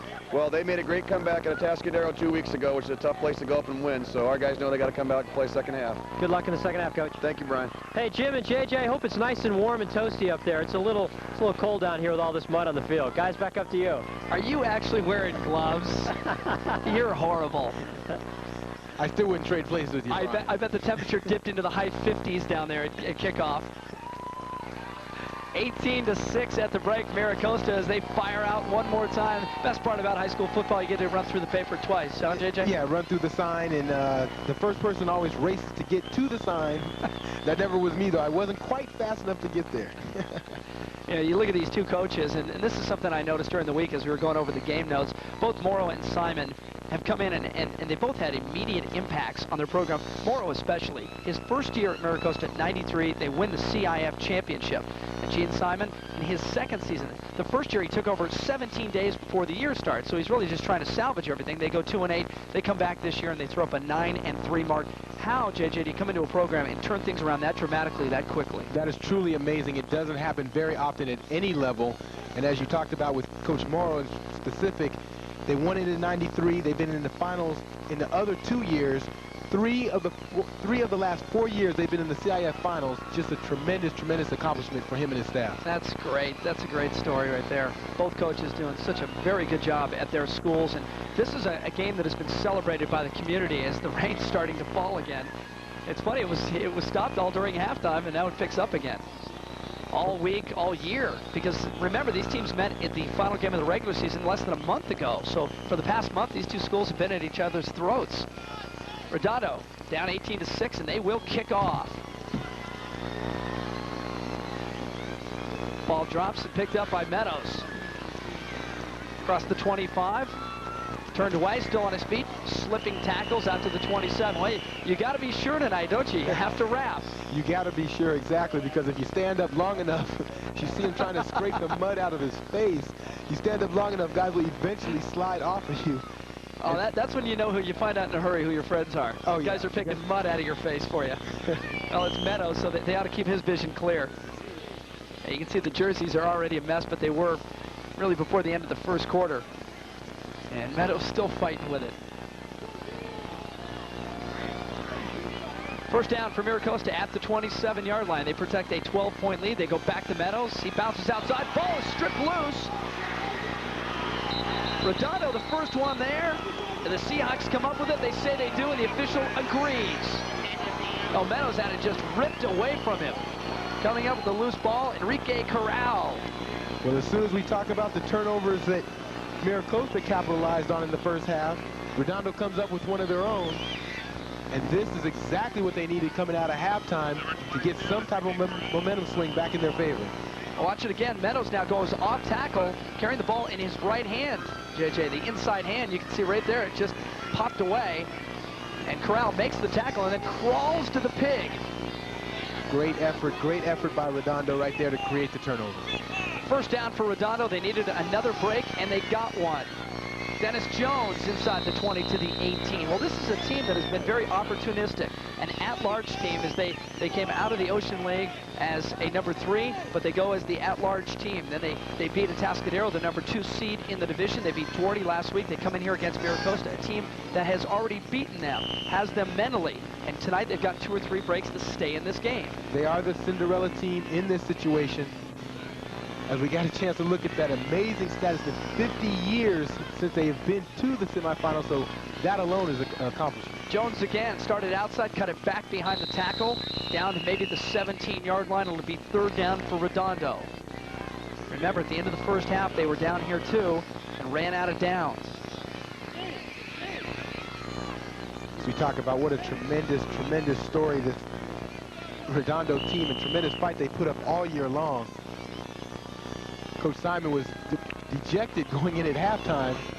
I'm sure, especially coming out with the turnover to start off the second half, his coach have to be rising now. The quick pitch, Jones cuts it back up. Now he needed a little more than that. It's going to be fourth down. Maybe even loses a yard on the play.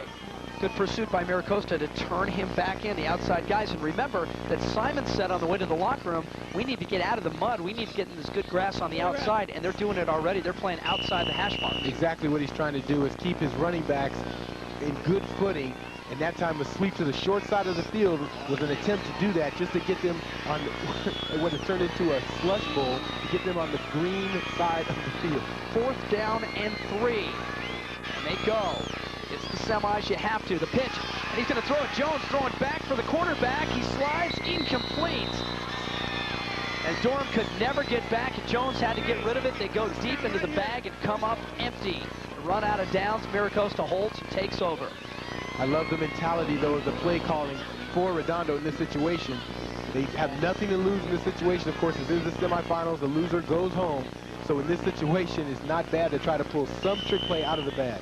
Now, Jones had to throw it early because the pressure was coming, and Dorham really never had time to swing around. You know, the quarterback makes that toss and then has to be a decoy for a second. You see the quick pitch, and Dorham goes out of your picture to the left.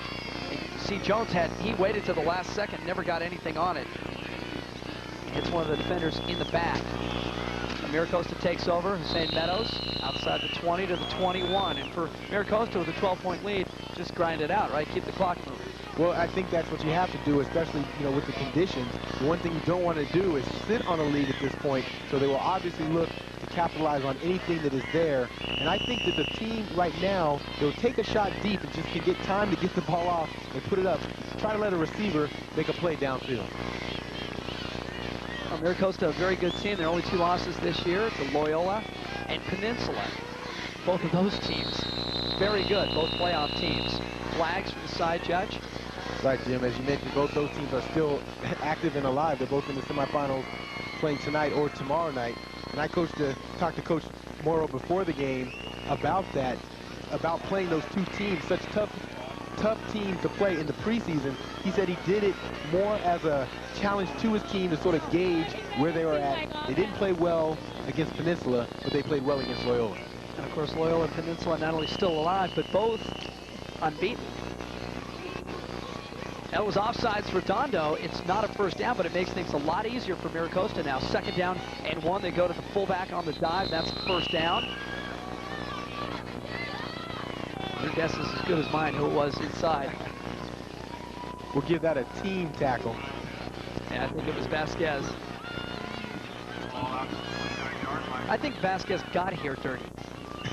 He did look like he came out that way. We haven't seen. I don't think we've seen his number all night. I haven't seen that clean 5 yet. Too bad they didn't put on clean jerseys at halftime for us, huh? Hodge brings him up again. It is a 1st down, just short of the 30-yard line. So the tailback, Meadows, cuts back, finding his way. A couple of yards out to the 33 is where they're going to mark his forward progress. Just kind of picking his way.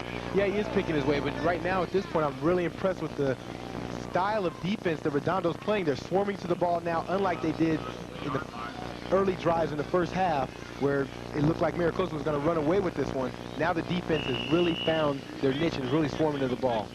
Well, the Redondo defense is going to have to do something to help out the offense, which is struggling a little bit right now. You see Meadows cutting back into traffic. Good pressure. Todd Gordon was there, 55. Now back up the middle.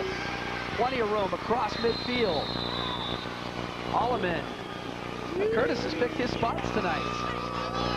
Yes, he has. And as soon as I mentioned how well the defense is playing, of course, they break open a big run. What are we, like 0 for 23 this year? After we compliment somebody, they're just snake bit. No chance. See Holloman again getting through that initial pressure.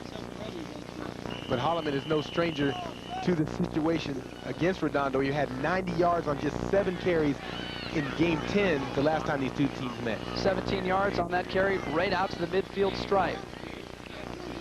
Esparza in motion. Give us to Holloman again. Leaps forward. They'll give him 4 yards on it to the 46-yard line of Redondo. And the clock continues to run. 7:30. Even now, it's a factor. It's in the back of your mind. It's in the corner of your eye. It's in the shadow of the stadium, but you have to pay attention to it. I love all those analogies. I was in awe of all those analogies, actually. In either case, it's about 2nd and 6. I don't know why I bring my A game with you. 46-yard line. Loose ball. Redondo says they have it. I'm looking at the far sideline, and they all say it's ours. Can Redondo get another break? They do. And Mira Costa keeps letting Redondo back in this game. The Seahawks with another life. Well, they keep giving Redondo a chance, and this one we'll see if Redondo's able to capitalize and finally drive and put this ball in the end zone. And Robert Hodge, the quarterback for Mira Costa, came over to the sideline and immediately wiped his hands off. It's a fumble, 2 turnovers each.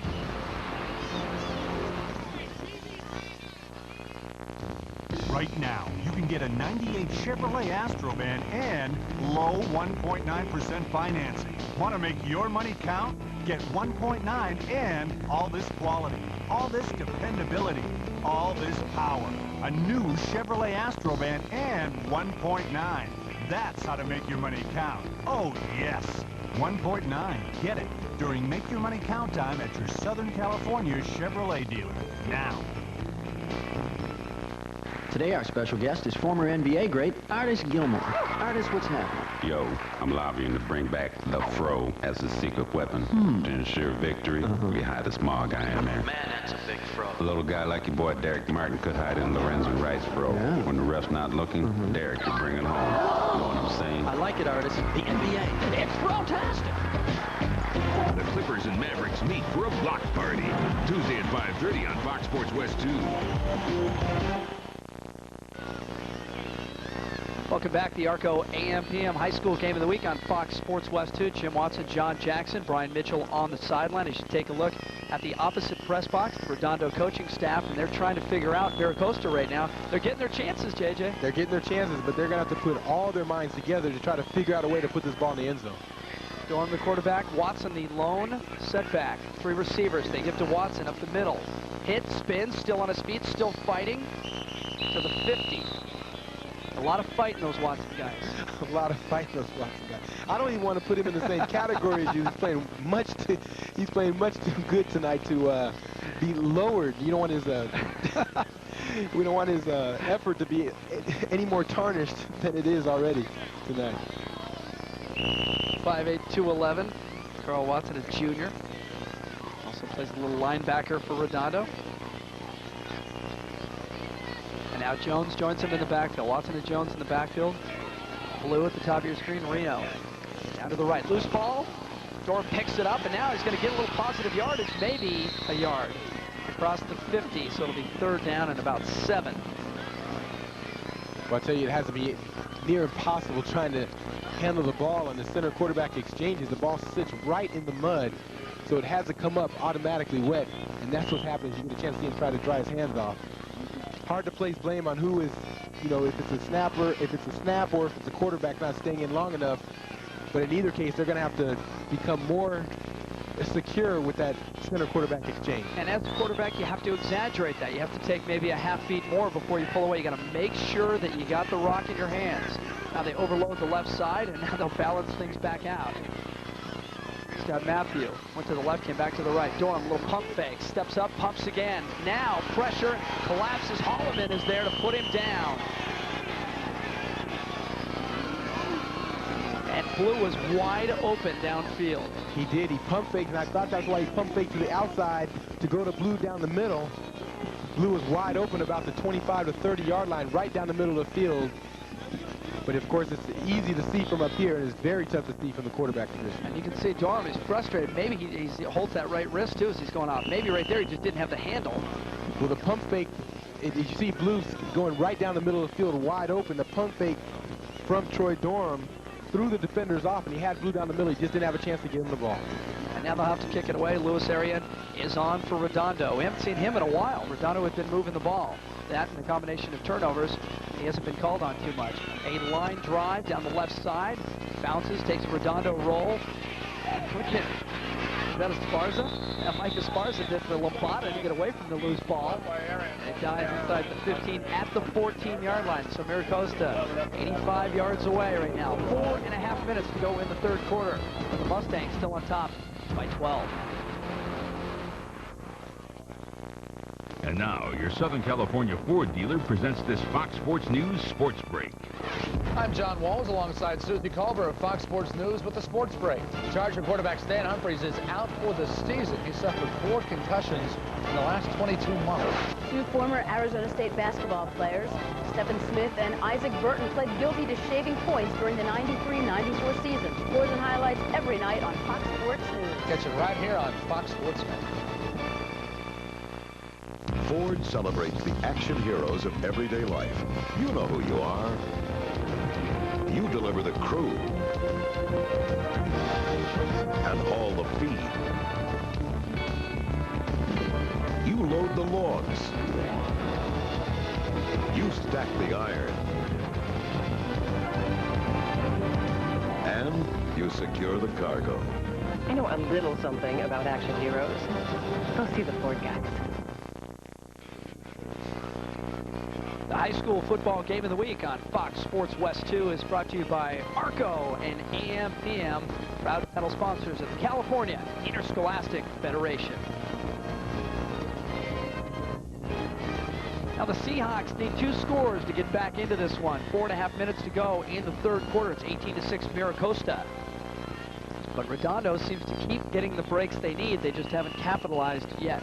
And right now they're playing the field position game, which is always good to make sure you don't turn the ball over, keep the other team pinned back in this kind of weather, allow them to make the mistake, and you try to capitalize on it. Esparza, the big one, is in the backfield again. The beef, we saw that a little bit. Meadows goes off tackle, right, slashes for a good gain on first down. We saw it a couple of times in the first half. They moved Big Joe Esparza back there, 235 pounds. And what's funny is they actually list him as a running back. He's number 76. And the way he's been throwing blocks tonight, he looks like a great fullback of the future. Oh yeah, he's had a couple of big blocks. Again, he's back there and he dwarfs Vasquez, who's next to him. To give to Meadows again. Meadows wants to go outside, cuts it back into the pressure. Across the 20 to the 24-yard line, very close to a first down. He got a good mark as well. And the crowd starting to yell for Meadows to get to the sideline. I was a little surprised too because he had some room outside and he immediately took it right back into the pressure. Right, well, you know, running backs, he's a north-south type of runner in Hussein Meadows.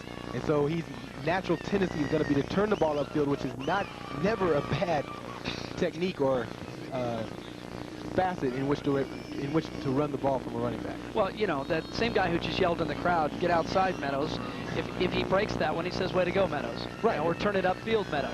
It's probably his dad. Are they going to bring the chains out and measure? If it's short, it will be just third down. You know, Jim, looking across the other sideline, the backup quarterback for Redondo is warming up. That's first down by the nose of the football. Look at how dirty the bladder is. Now, that's why the quarterbacks have had so much trouble. The middle of the field is ridiculous.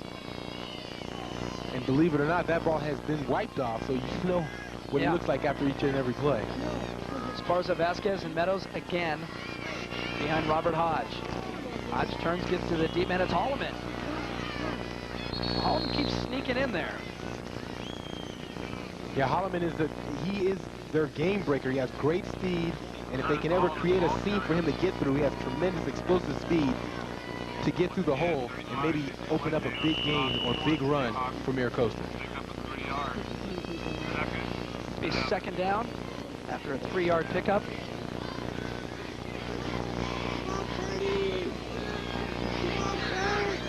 Clock continues to run inside of 3 minutes now in the third quarter. Hodge back to Holloman. Big room on the outside. Pushes off a blocker in front of him across the 35. That's the first down to the 36-yard line.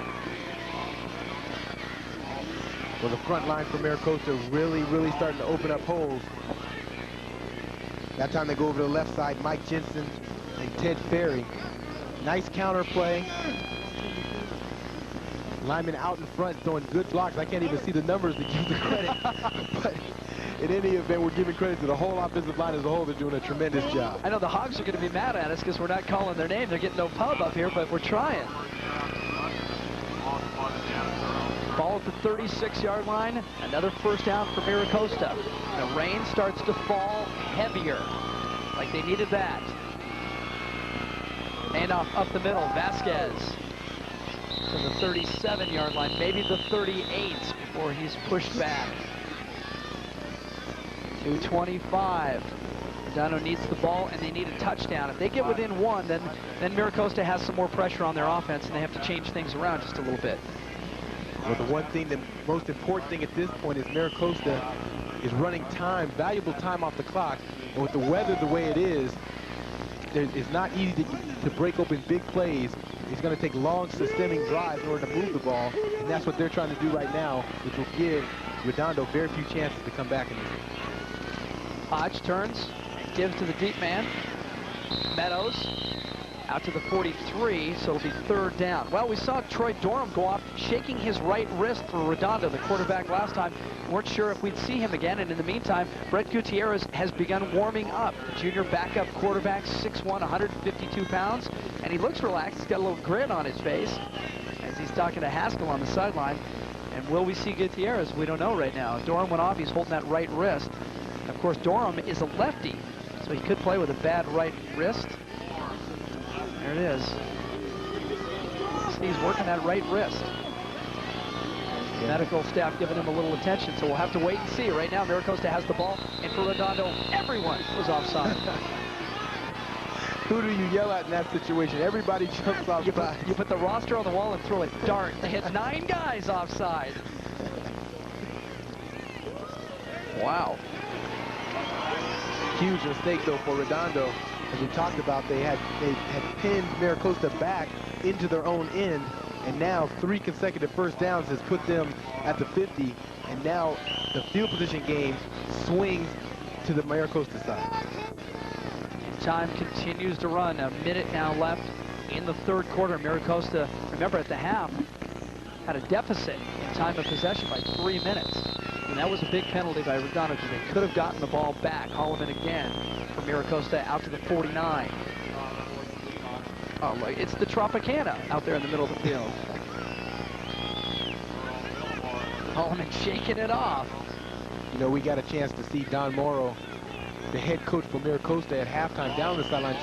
I hope the fans took a good look at him because he called the plays from up in the press box. Very uncharacteristic. One of the few head coaches that is also the offensive coordinator that calls the plays from the press box. 2nd down and 8. Hodge turns, gives to Holloman again. He wants to go outside, maybe a yard.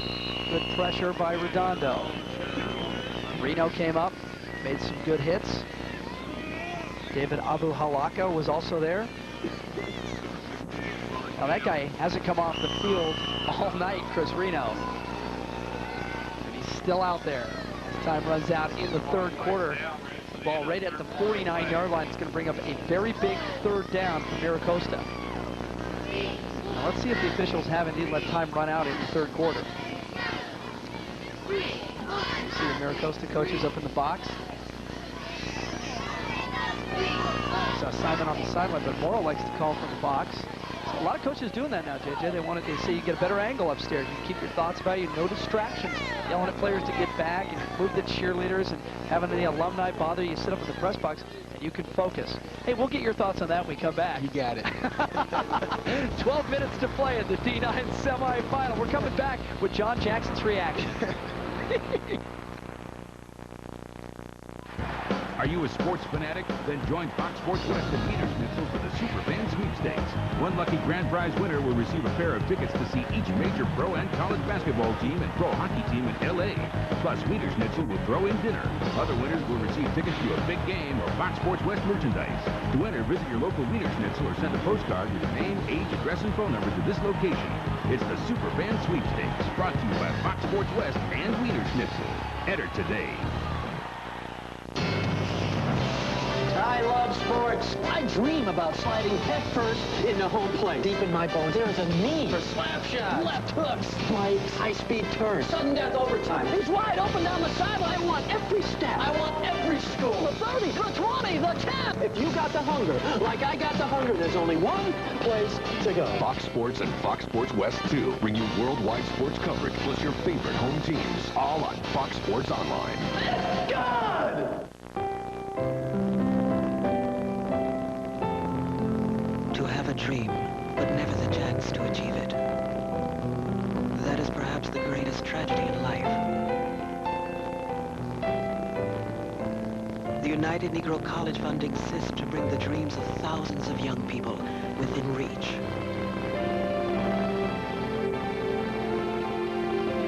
Hands that yearn to touch lives. We train to heal, to teach, to bless. We encourage souls that hear music to write symphonies and sing anthems. And to those once bound by poverty, we present a wealth of possibilities.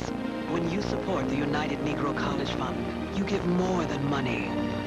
You give dreams that may have died, the power to live. Support the United Negro College Fund. A mind is a terrible thing to waste.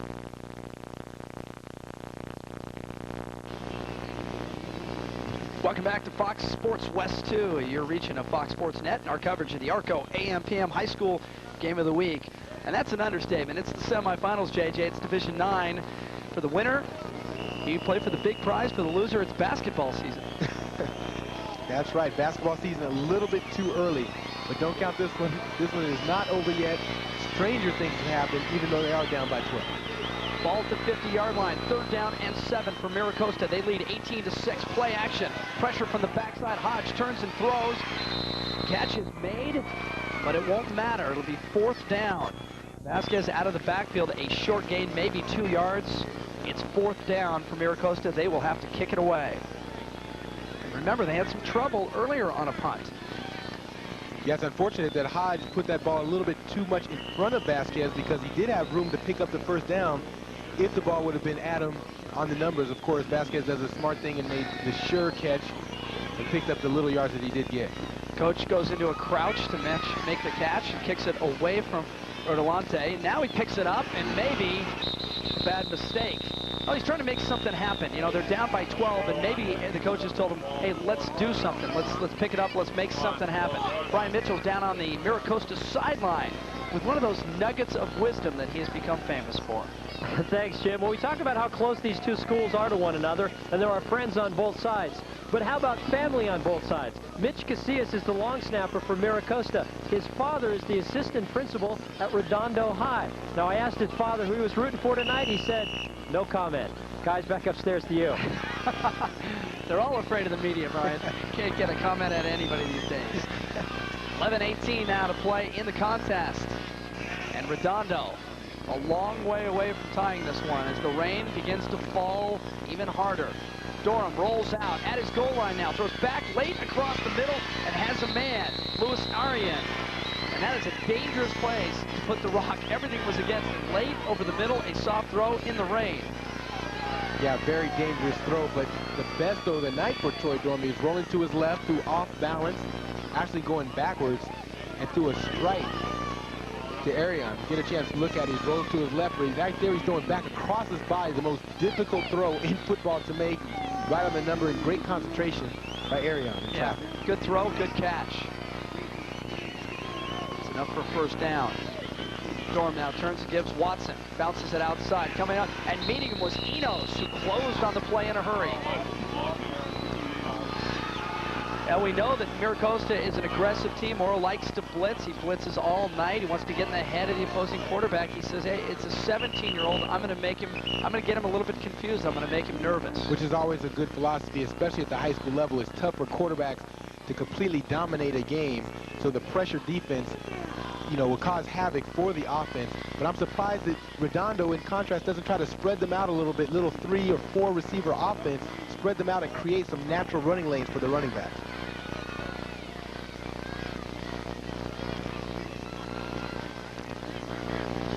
Clock showing 11:18 to play, but that isn't correct because it was 11:18 about a minute ago. So we're having problems with the clock, and that's to be expected with the weather. Murdoch Stadium, one of the really nice facilities in Southern California. It's almost perfect for high school football. Holds about 14,000. The field is in good shape. And 2 good teams on the field right now in the semifinals, Division 9. Let's take a look at our scholar athlete of the night. Scott Matthew, tight end from Redondo. GPA 3.5. Holds the sophomore record for the shot put. And also plays freshman and JV basketball the last couple of years. Scott Matthew from Redondo, our scholar athlete of the night. Well, he hasn't been that clean all night, I can guarantee you that. No, that's the best he's looked ever since about 4 o'clock. 4 o'clock when these guys get off the bus. Well, they're trying to fix the clock. They've changed it from 11:18 to 10:18, and those guys would actually like the extra minute. You can see Mira Costa protecting that 12-point lead. It was 18-6 at the break. They want the clock to roll. They've been keeping it on the ground. Redondo at their own 19-yard line. It's 3rd down. 3rd and about 3. Durham rolling against his body. He's a lefty. He steps up. He throws. And this ball, he got under it a little bit. Overthrows his receiver, Reno, who was at the 40-yard line. But you could see that Durham just never got a hold of that football, and it just flipped out of his hand. Yeah, he tried his best to get any kind of grip on the ball. As you see, he's frustrated just off of that simple fact. He never had a grip on the ball, and that ball just took off on him. Actually, very lucky not to throw an interception. You can see his line, not the kind of night he was hoping to have. 3 of 8 for just 14 yards. And Reno turned back and looked at him after that ball sailed over his head as if to say, what happened? But I'll tell you, that was the weather. Gene Simon frustrated. He knows he has to put the ball in the air now. Time is against him. 10:03 as the clock is now back in play. 18-6, Mira Costa, and that was the score at the break. Matthew, our scholar athlete, now in to punt. It's Lewis Arian, excuse me, into punt. Snap. No problem, he gets it away. Loose ball, and Redondo looking for another break. And they come out with it. Joe Absher for Redondo. Great play by Absher. He was down covering the punt, and he was all over the fumble as soon as it hit the ground. And Redondo is getting break after break. They have to find some way to capitalize on all these mistakes that Mira Costa is making in the second half. Well, Mike Esparza came up and looked like he had his feet underneath him, but of course it's raining hard. The ball is muddy. It just slipped right through. Everything is wet, slippery. And Absher with a good play. He was the first guy down. He was the gunner. And then he slides off the tackle and makes the recovery. Good play. And it's 6'2", 202. What a gunner. You don't typically find your gunners that big, but he made a great play right there. They pick up about 25 yards on the exchange. First down now at the 48. Durham back to throw. Wide for Blue. And it bounces at his feet. Durham, you know, it's funny because when he came off before, he was so frustrated. But after that turnover, he sprang out onto the field like a Cocker Spaniel. He had new life, didn't he? Well, he is a true competitor, and that's always the case. You always want to just have one more chance and get another chance to get out there. As you see, he dries his hands off after every single play. He actually runs over, gets the play from the sideline, and brings it back in. So not only does he have to do the work as a quarterback, but he also designated bringing the plays in as he runs to the sideline after every single play. Durham, 1,144 yards passing so far on the year, but only 14 tonight. Turns and gives Dennis Jones out of the backfield. No gain. It'll be 3rd down, maybe 9. Maybe we'll give him a yard. 3rd and 9 for Redondo. And you wonder, does Gene Simon dare put the ball in the air? They've had no success, and it's not necessarily Mira Costa that's doing it. It's the elements that are just killing Troy Durham. You know, in Troy Durham, in defensive Durham, get a chance to look at the rushing yards, completely dominated by Mira Costa, which is the key to the game at this point. But in defensive Durham, to this point, he has not had a great night, but this is very uncharacteristic of him. He's thrown for over 52% on the year. Tonight, he's having problems just completing any pass. No, it's just not indicative. It's not fair tonight, but unfortunately, that's what they have to do. Watson and Haskell are the wideouts. Deep drop, going to go that inside screen, lobbed over the middle, incomplete at the 45. Good read by Mira Costa. It wouldn't have gone anywhere, even if Jones had made the catch. And Jones now talking a little bit. Jones and Holloman exchanged some words. I told you, it's a rivalry, and this one dates back to 1955, the first time they played, October 28, 1955. 7,000 people were on hand for that one. Dean Moore changed the game with a touchdown run in the second half as Redondo went on to win that game 6-0. And since then, it's been a heated rivalry.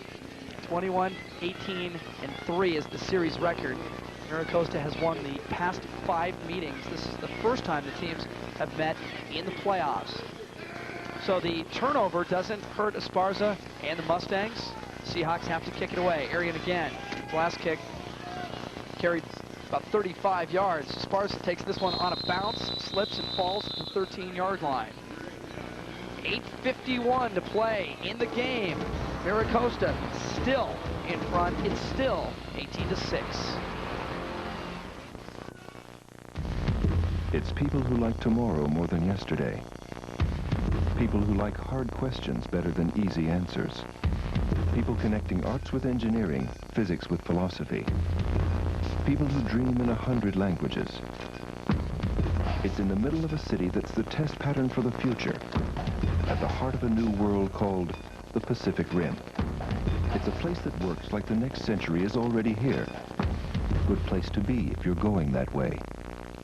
Monday morning on the Carl's Jr. Big Show, among our guests, former UCLA quarterback Matt Stevens, and the biggest name in radio today, Lee Hamilton. Also, the guy that plays Conan on TV, Steve Lavin from UCLA on the Big Show. Fox Sports News Primetime. We are there. He's the quiet leader who's got him fired up in the land of the Giants. But who is this guy?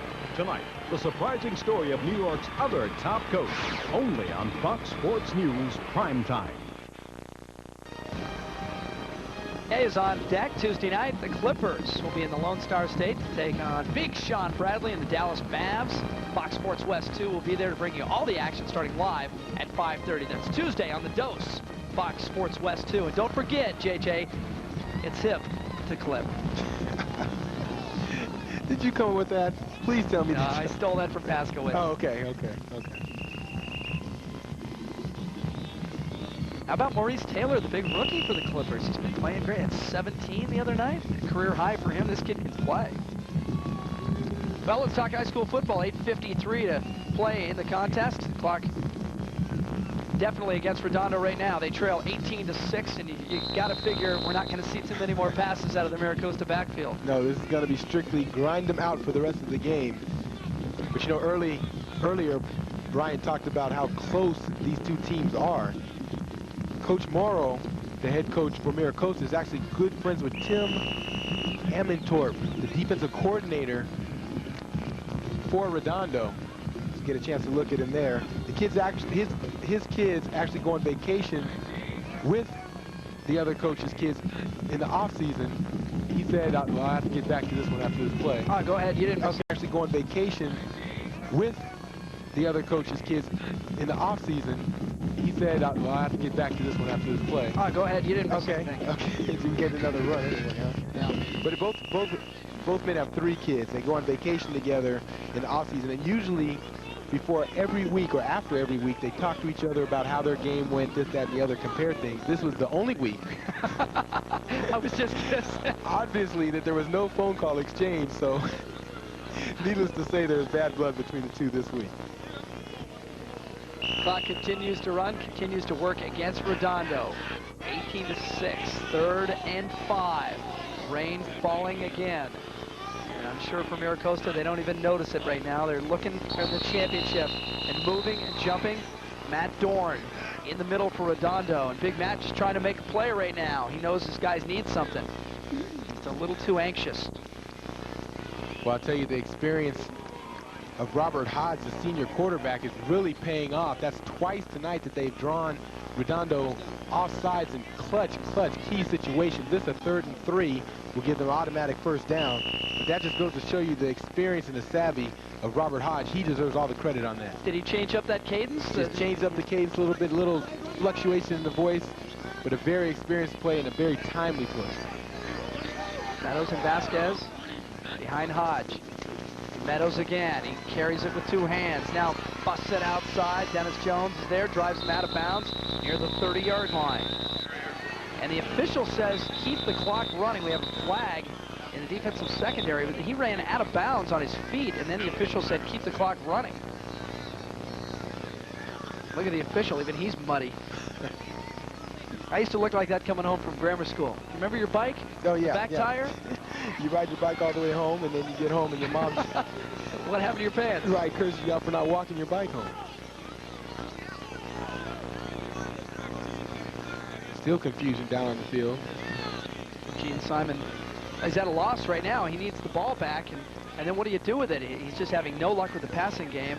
Durham and the receivers can't hook up with the mud and the rain. It's too difficult right now, and they need to score twice in the next 7 minutes. Now, this penalty is going to go against Mira Costa, but I haven't seen a signal yet as to what it was. It was in the defensive secondary of Redondo, which would mean probably a personal foul Yeah, against Mira Costa. And you don't need that right now if you're ahead.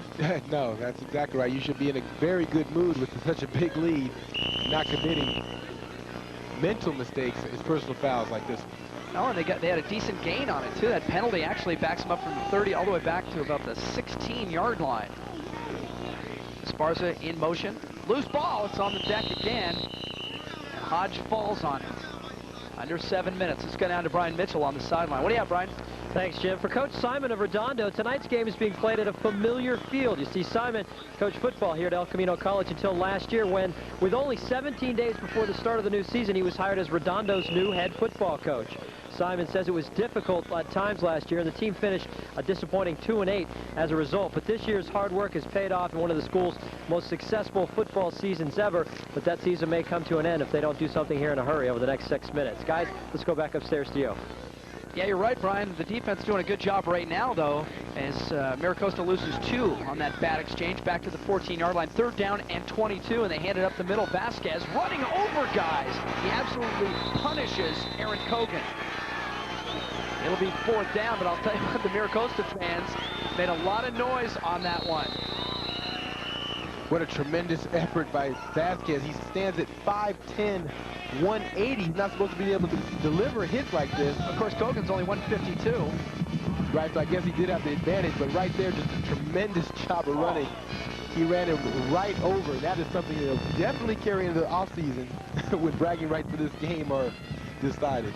And Cogan, on the way off the field, takes his bucket off and checks his lid. He got hammered, but he stood in there and slowed him up. That's what he had to do. You know, lots of big names have come out of these two schools. This is one of the real fun parts of doing this game every week, as you'll look back in the yearbooks, the black and white pictures, you'll find out who's come out of these schools. Mike Dodd, of course, and I get the chance to work with Dodd's beach partner, Tim Hovland, quite a bit. Brian Ivey, 2 volleyball players who you'd expect coming out of Mira Costa. Jim Tarango, the pro tennis player who you've heard so much about at Wimbledon for his outbursts. And Holly McPeak, another pro beach volleyball player. Does the outburst make him the prominent alumni? Well, that's how I know who he is. Okay. Don't you remember how ugly that got at Wimbledon? That was bad. His wife yelled at somebody. Gentlemen. Coach is back in to punt now with 6 minutes to play in the game. Punt is short, lands across midfield, and absolutely parks at the 45-yard line. So that's where Redondo has it. Now, they have 5:51 left in their season unless they do something about it. We'll find out when we come back. It's the Fox Sports West 2 High School Football Game of the Week. There is no better gasoline than Arco. It is rigorously tested at every stage. It meets the highest quality standards in the land. Your attention, please. This is a public information bulletin for first-time Arco customers. Please, wear a helmet. Our high quality, combined with our reasonable prices, could cause temporary loss of consciousness. Be safe, not sorry. Arco, the only difference is the price. Back-to-back heart attack. First racing and the pack. Here's the battle of the face. Go pepper and snap. Here's the bomb and tough day. Send the purple people leader. Take it to the stick. Don't stop to know it. You better be quick. Back-to-back heart attack. It's a double-header. Can you deal with that? Turn to your local Fox station for all the action. Noon Eastern, 9 Pacific. You really got to love your high school football to sit in these kind of conditions, and you think they'd get better seats.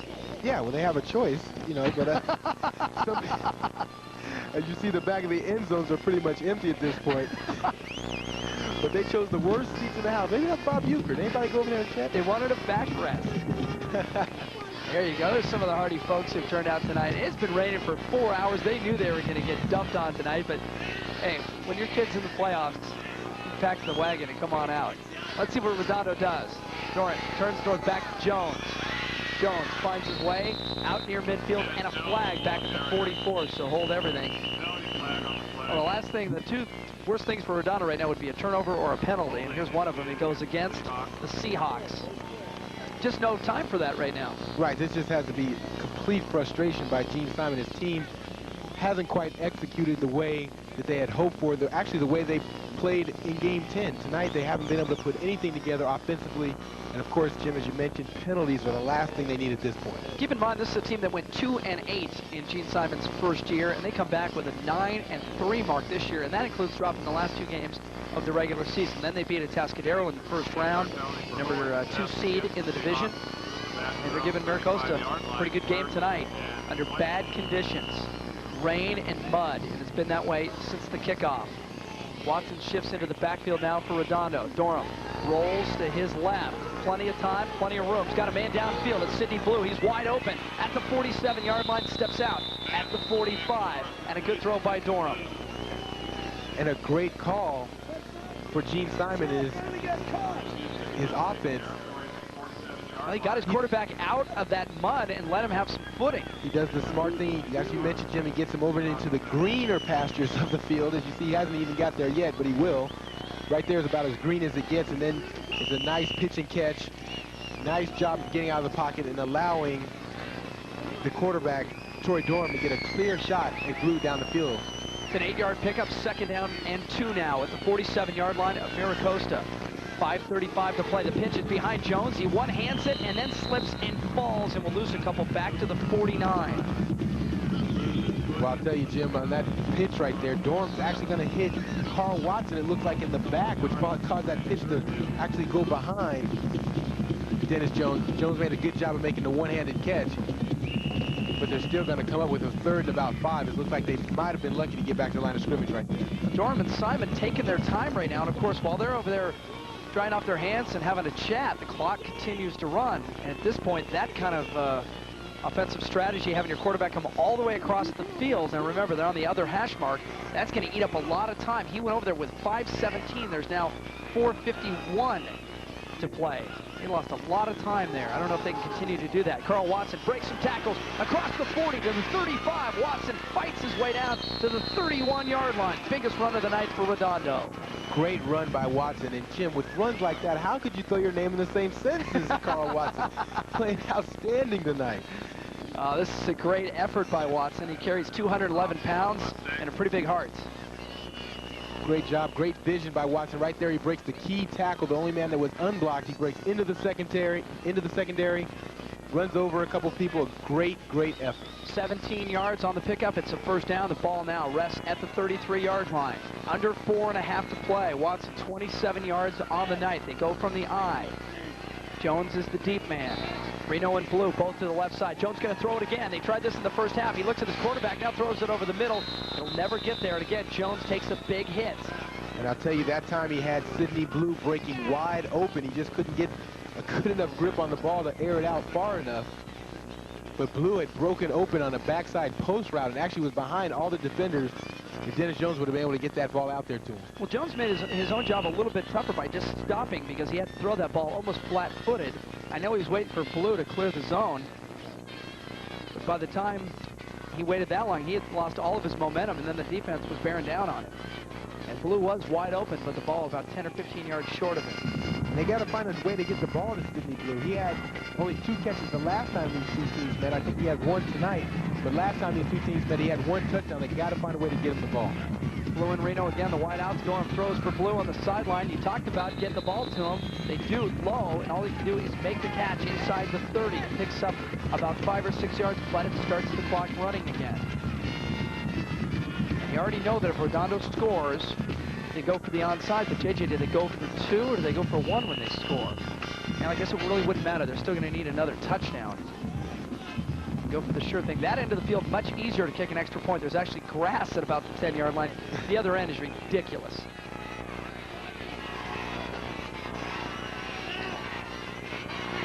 Mira Costa fans pick up the defense chance.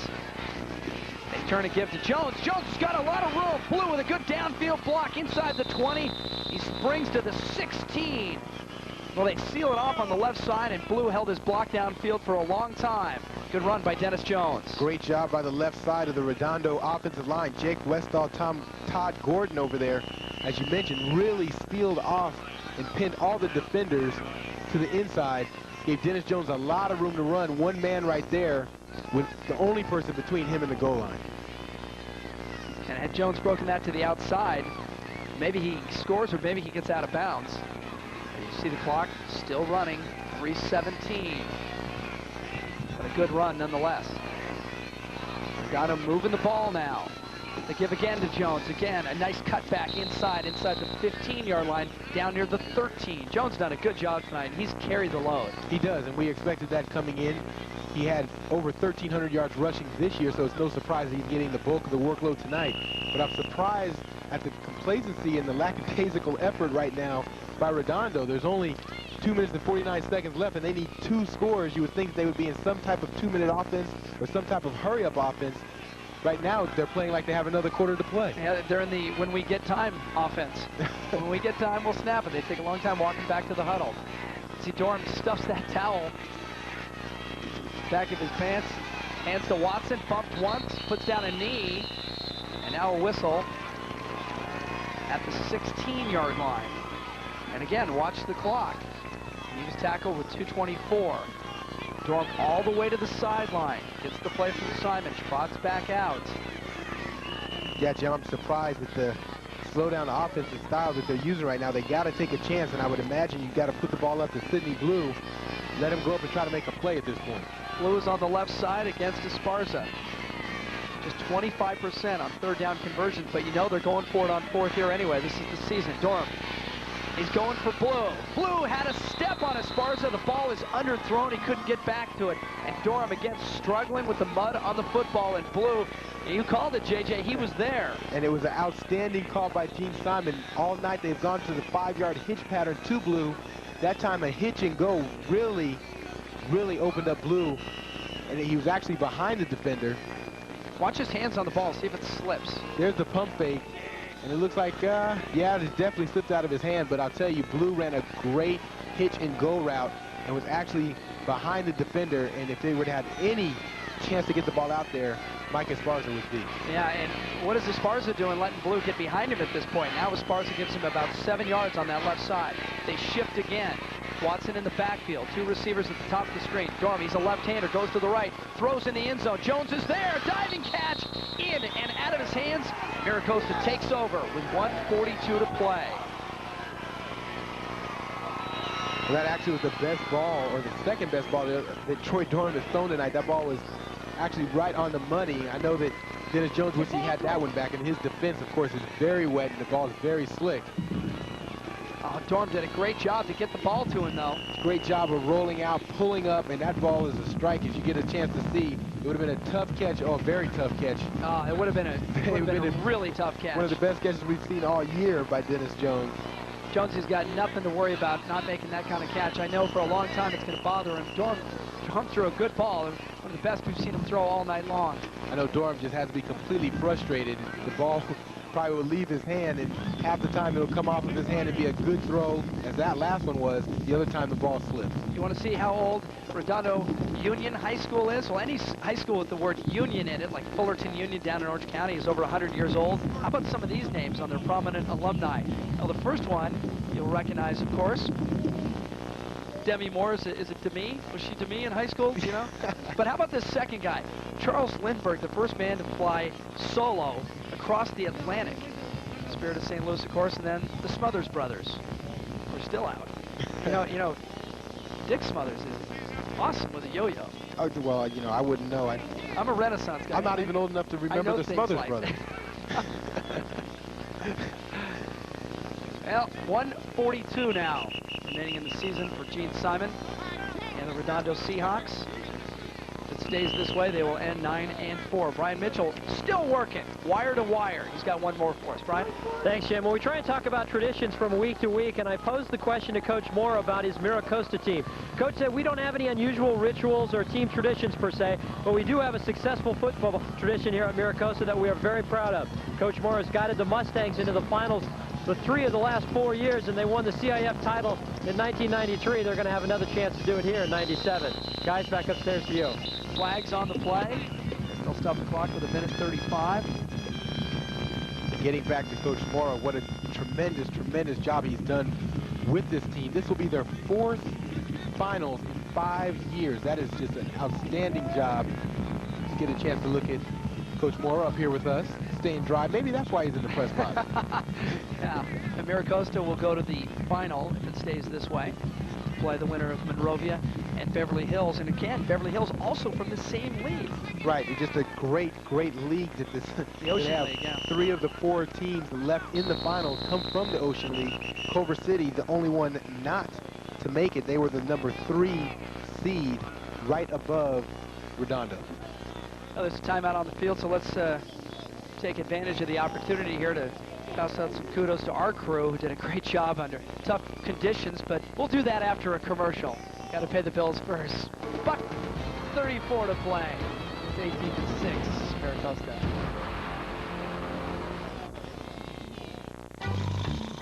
Welcome to Green Bay, Wisconsin. How many Packer fans do we have out here? I'm Anthony Schoenberg, and I give tours here at Lambeau Field. Here it is, folks.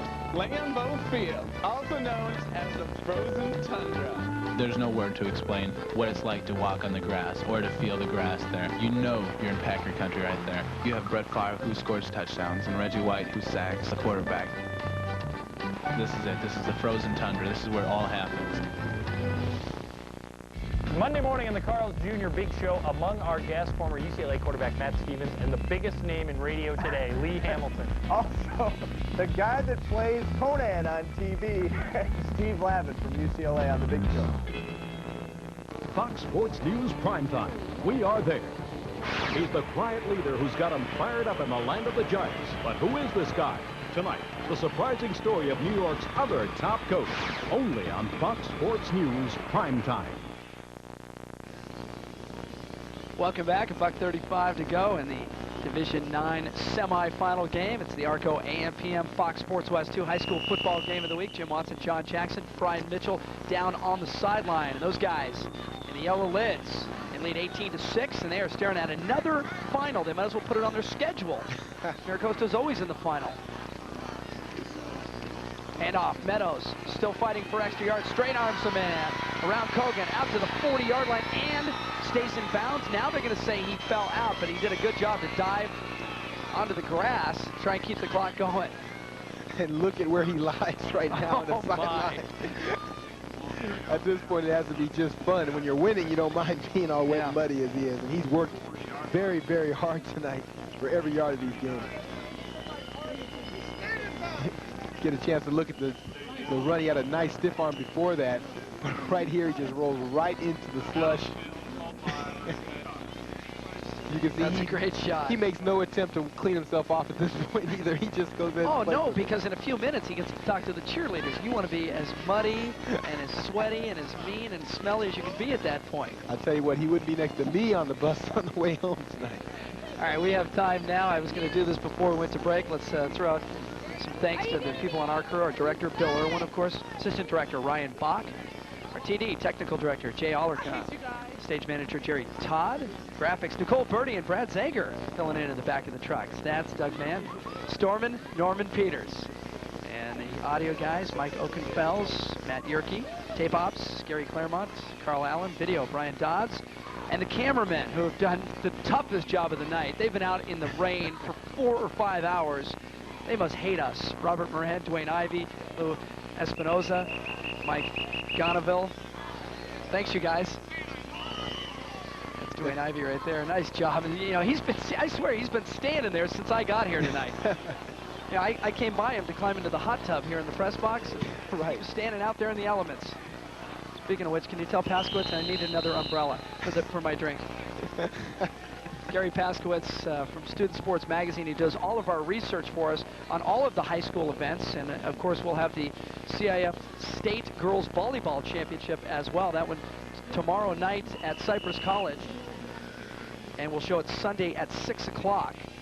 And that's Marina of Huntington Beach against Archbishop Mitty of San Jose. 2 of the top teams ranked in the state. That's the Division I Girls Volleyball Finals Sunday at 6 o'clock on Fox Sports West 2. And Paskowitz does all the work. He does. He does all the work, and I don't even know if he ever gets a day off. At the pace he works, he's here. He's working with you on volleyball. Doing it all around as the celebration begins for Mira Costa. Yeah, Mira Costa will improve now to 11-2 For the second time this year, they beat Redondo, so they have the bragging rights, they have the pride, and they have a shot at the title. They lost in the finals last year to Atascadero, and they are going back to the big game.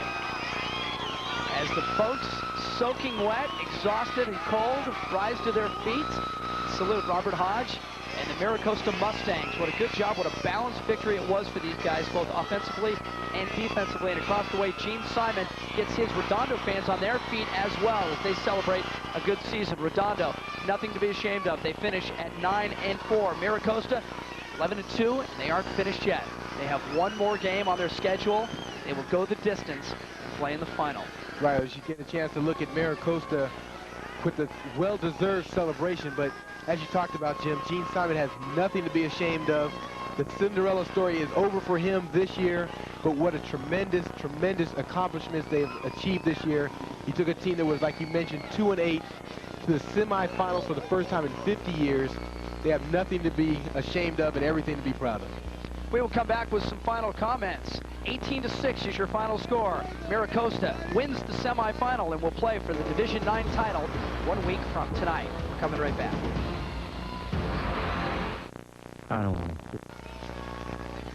Welcome back. The Arco AM/PM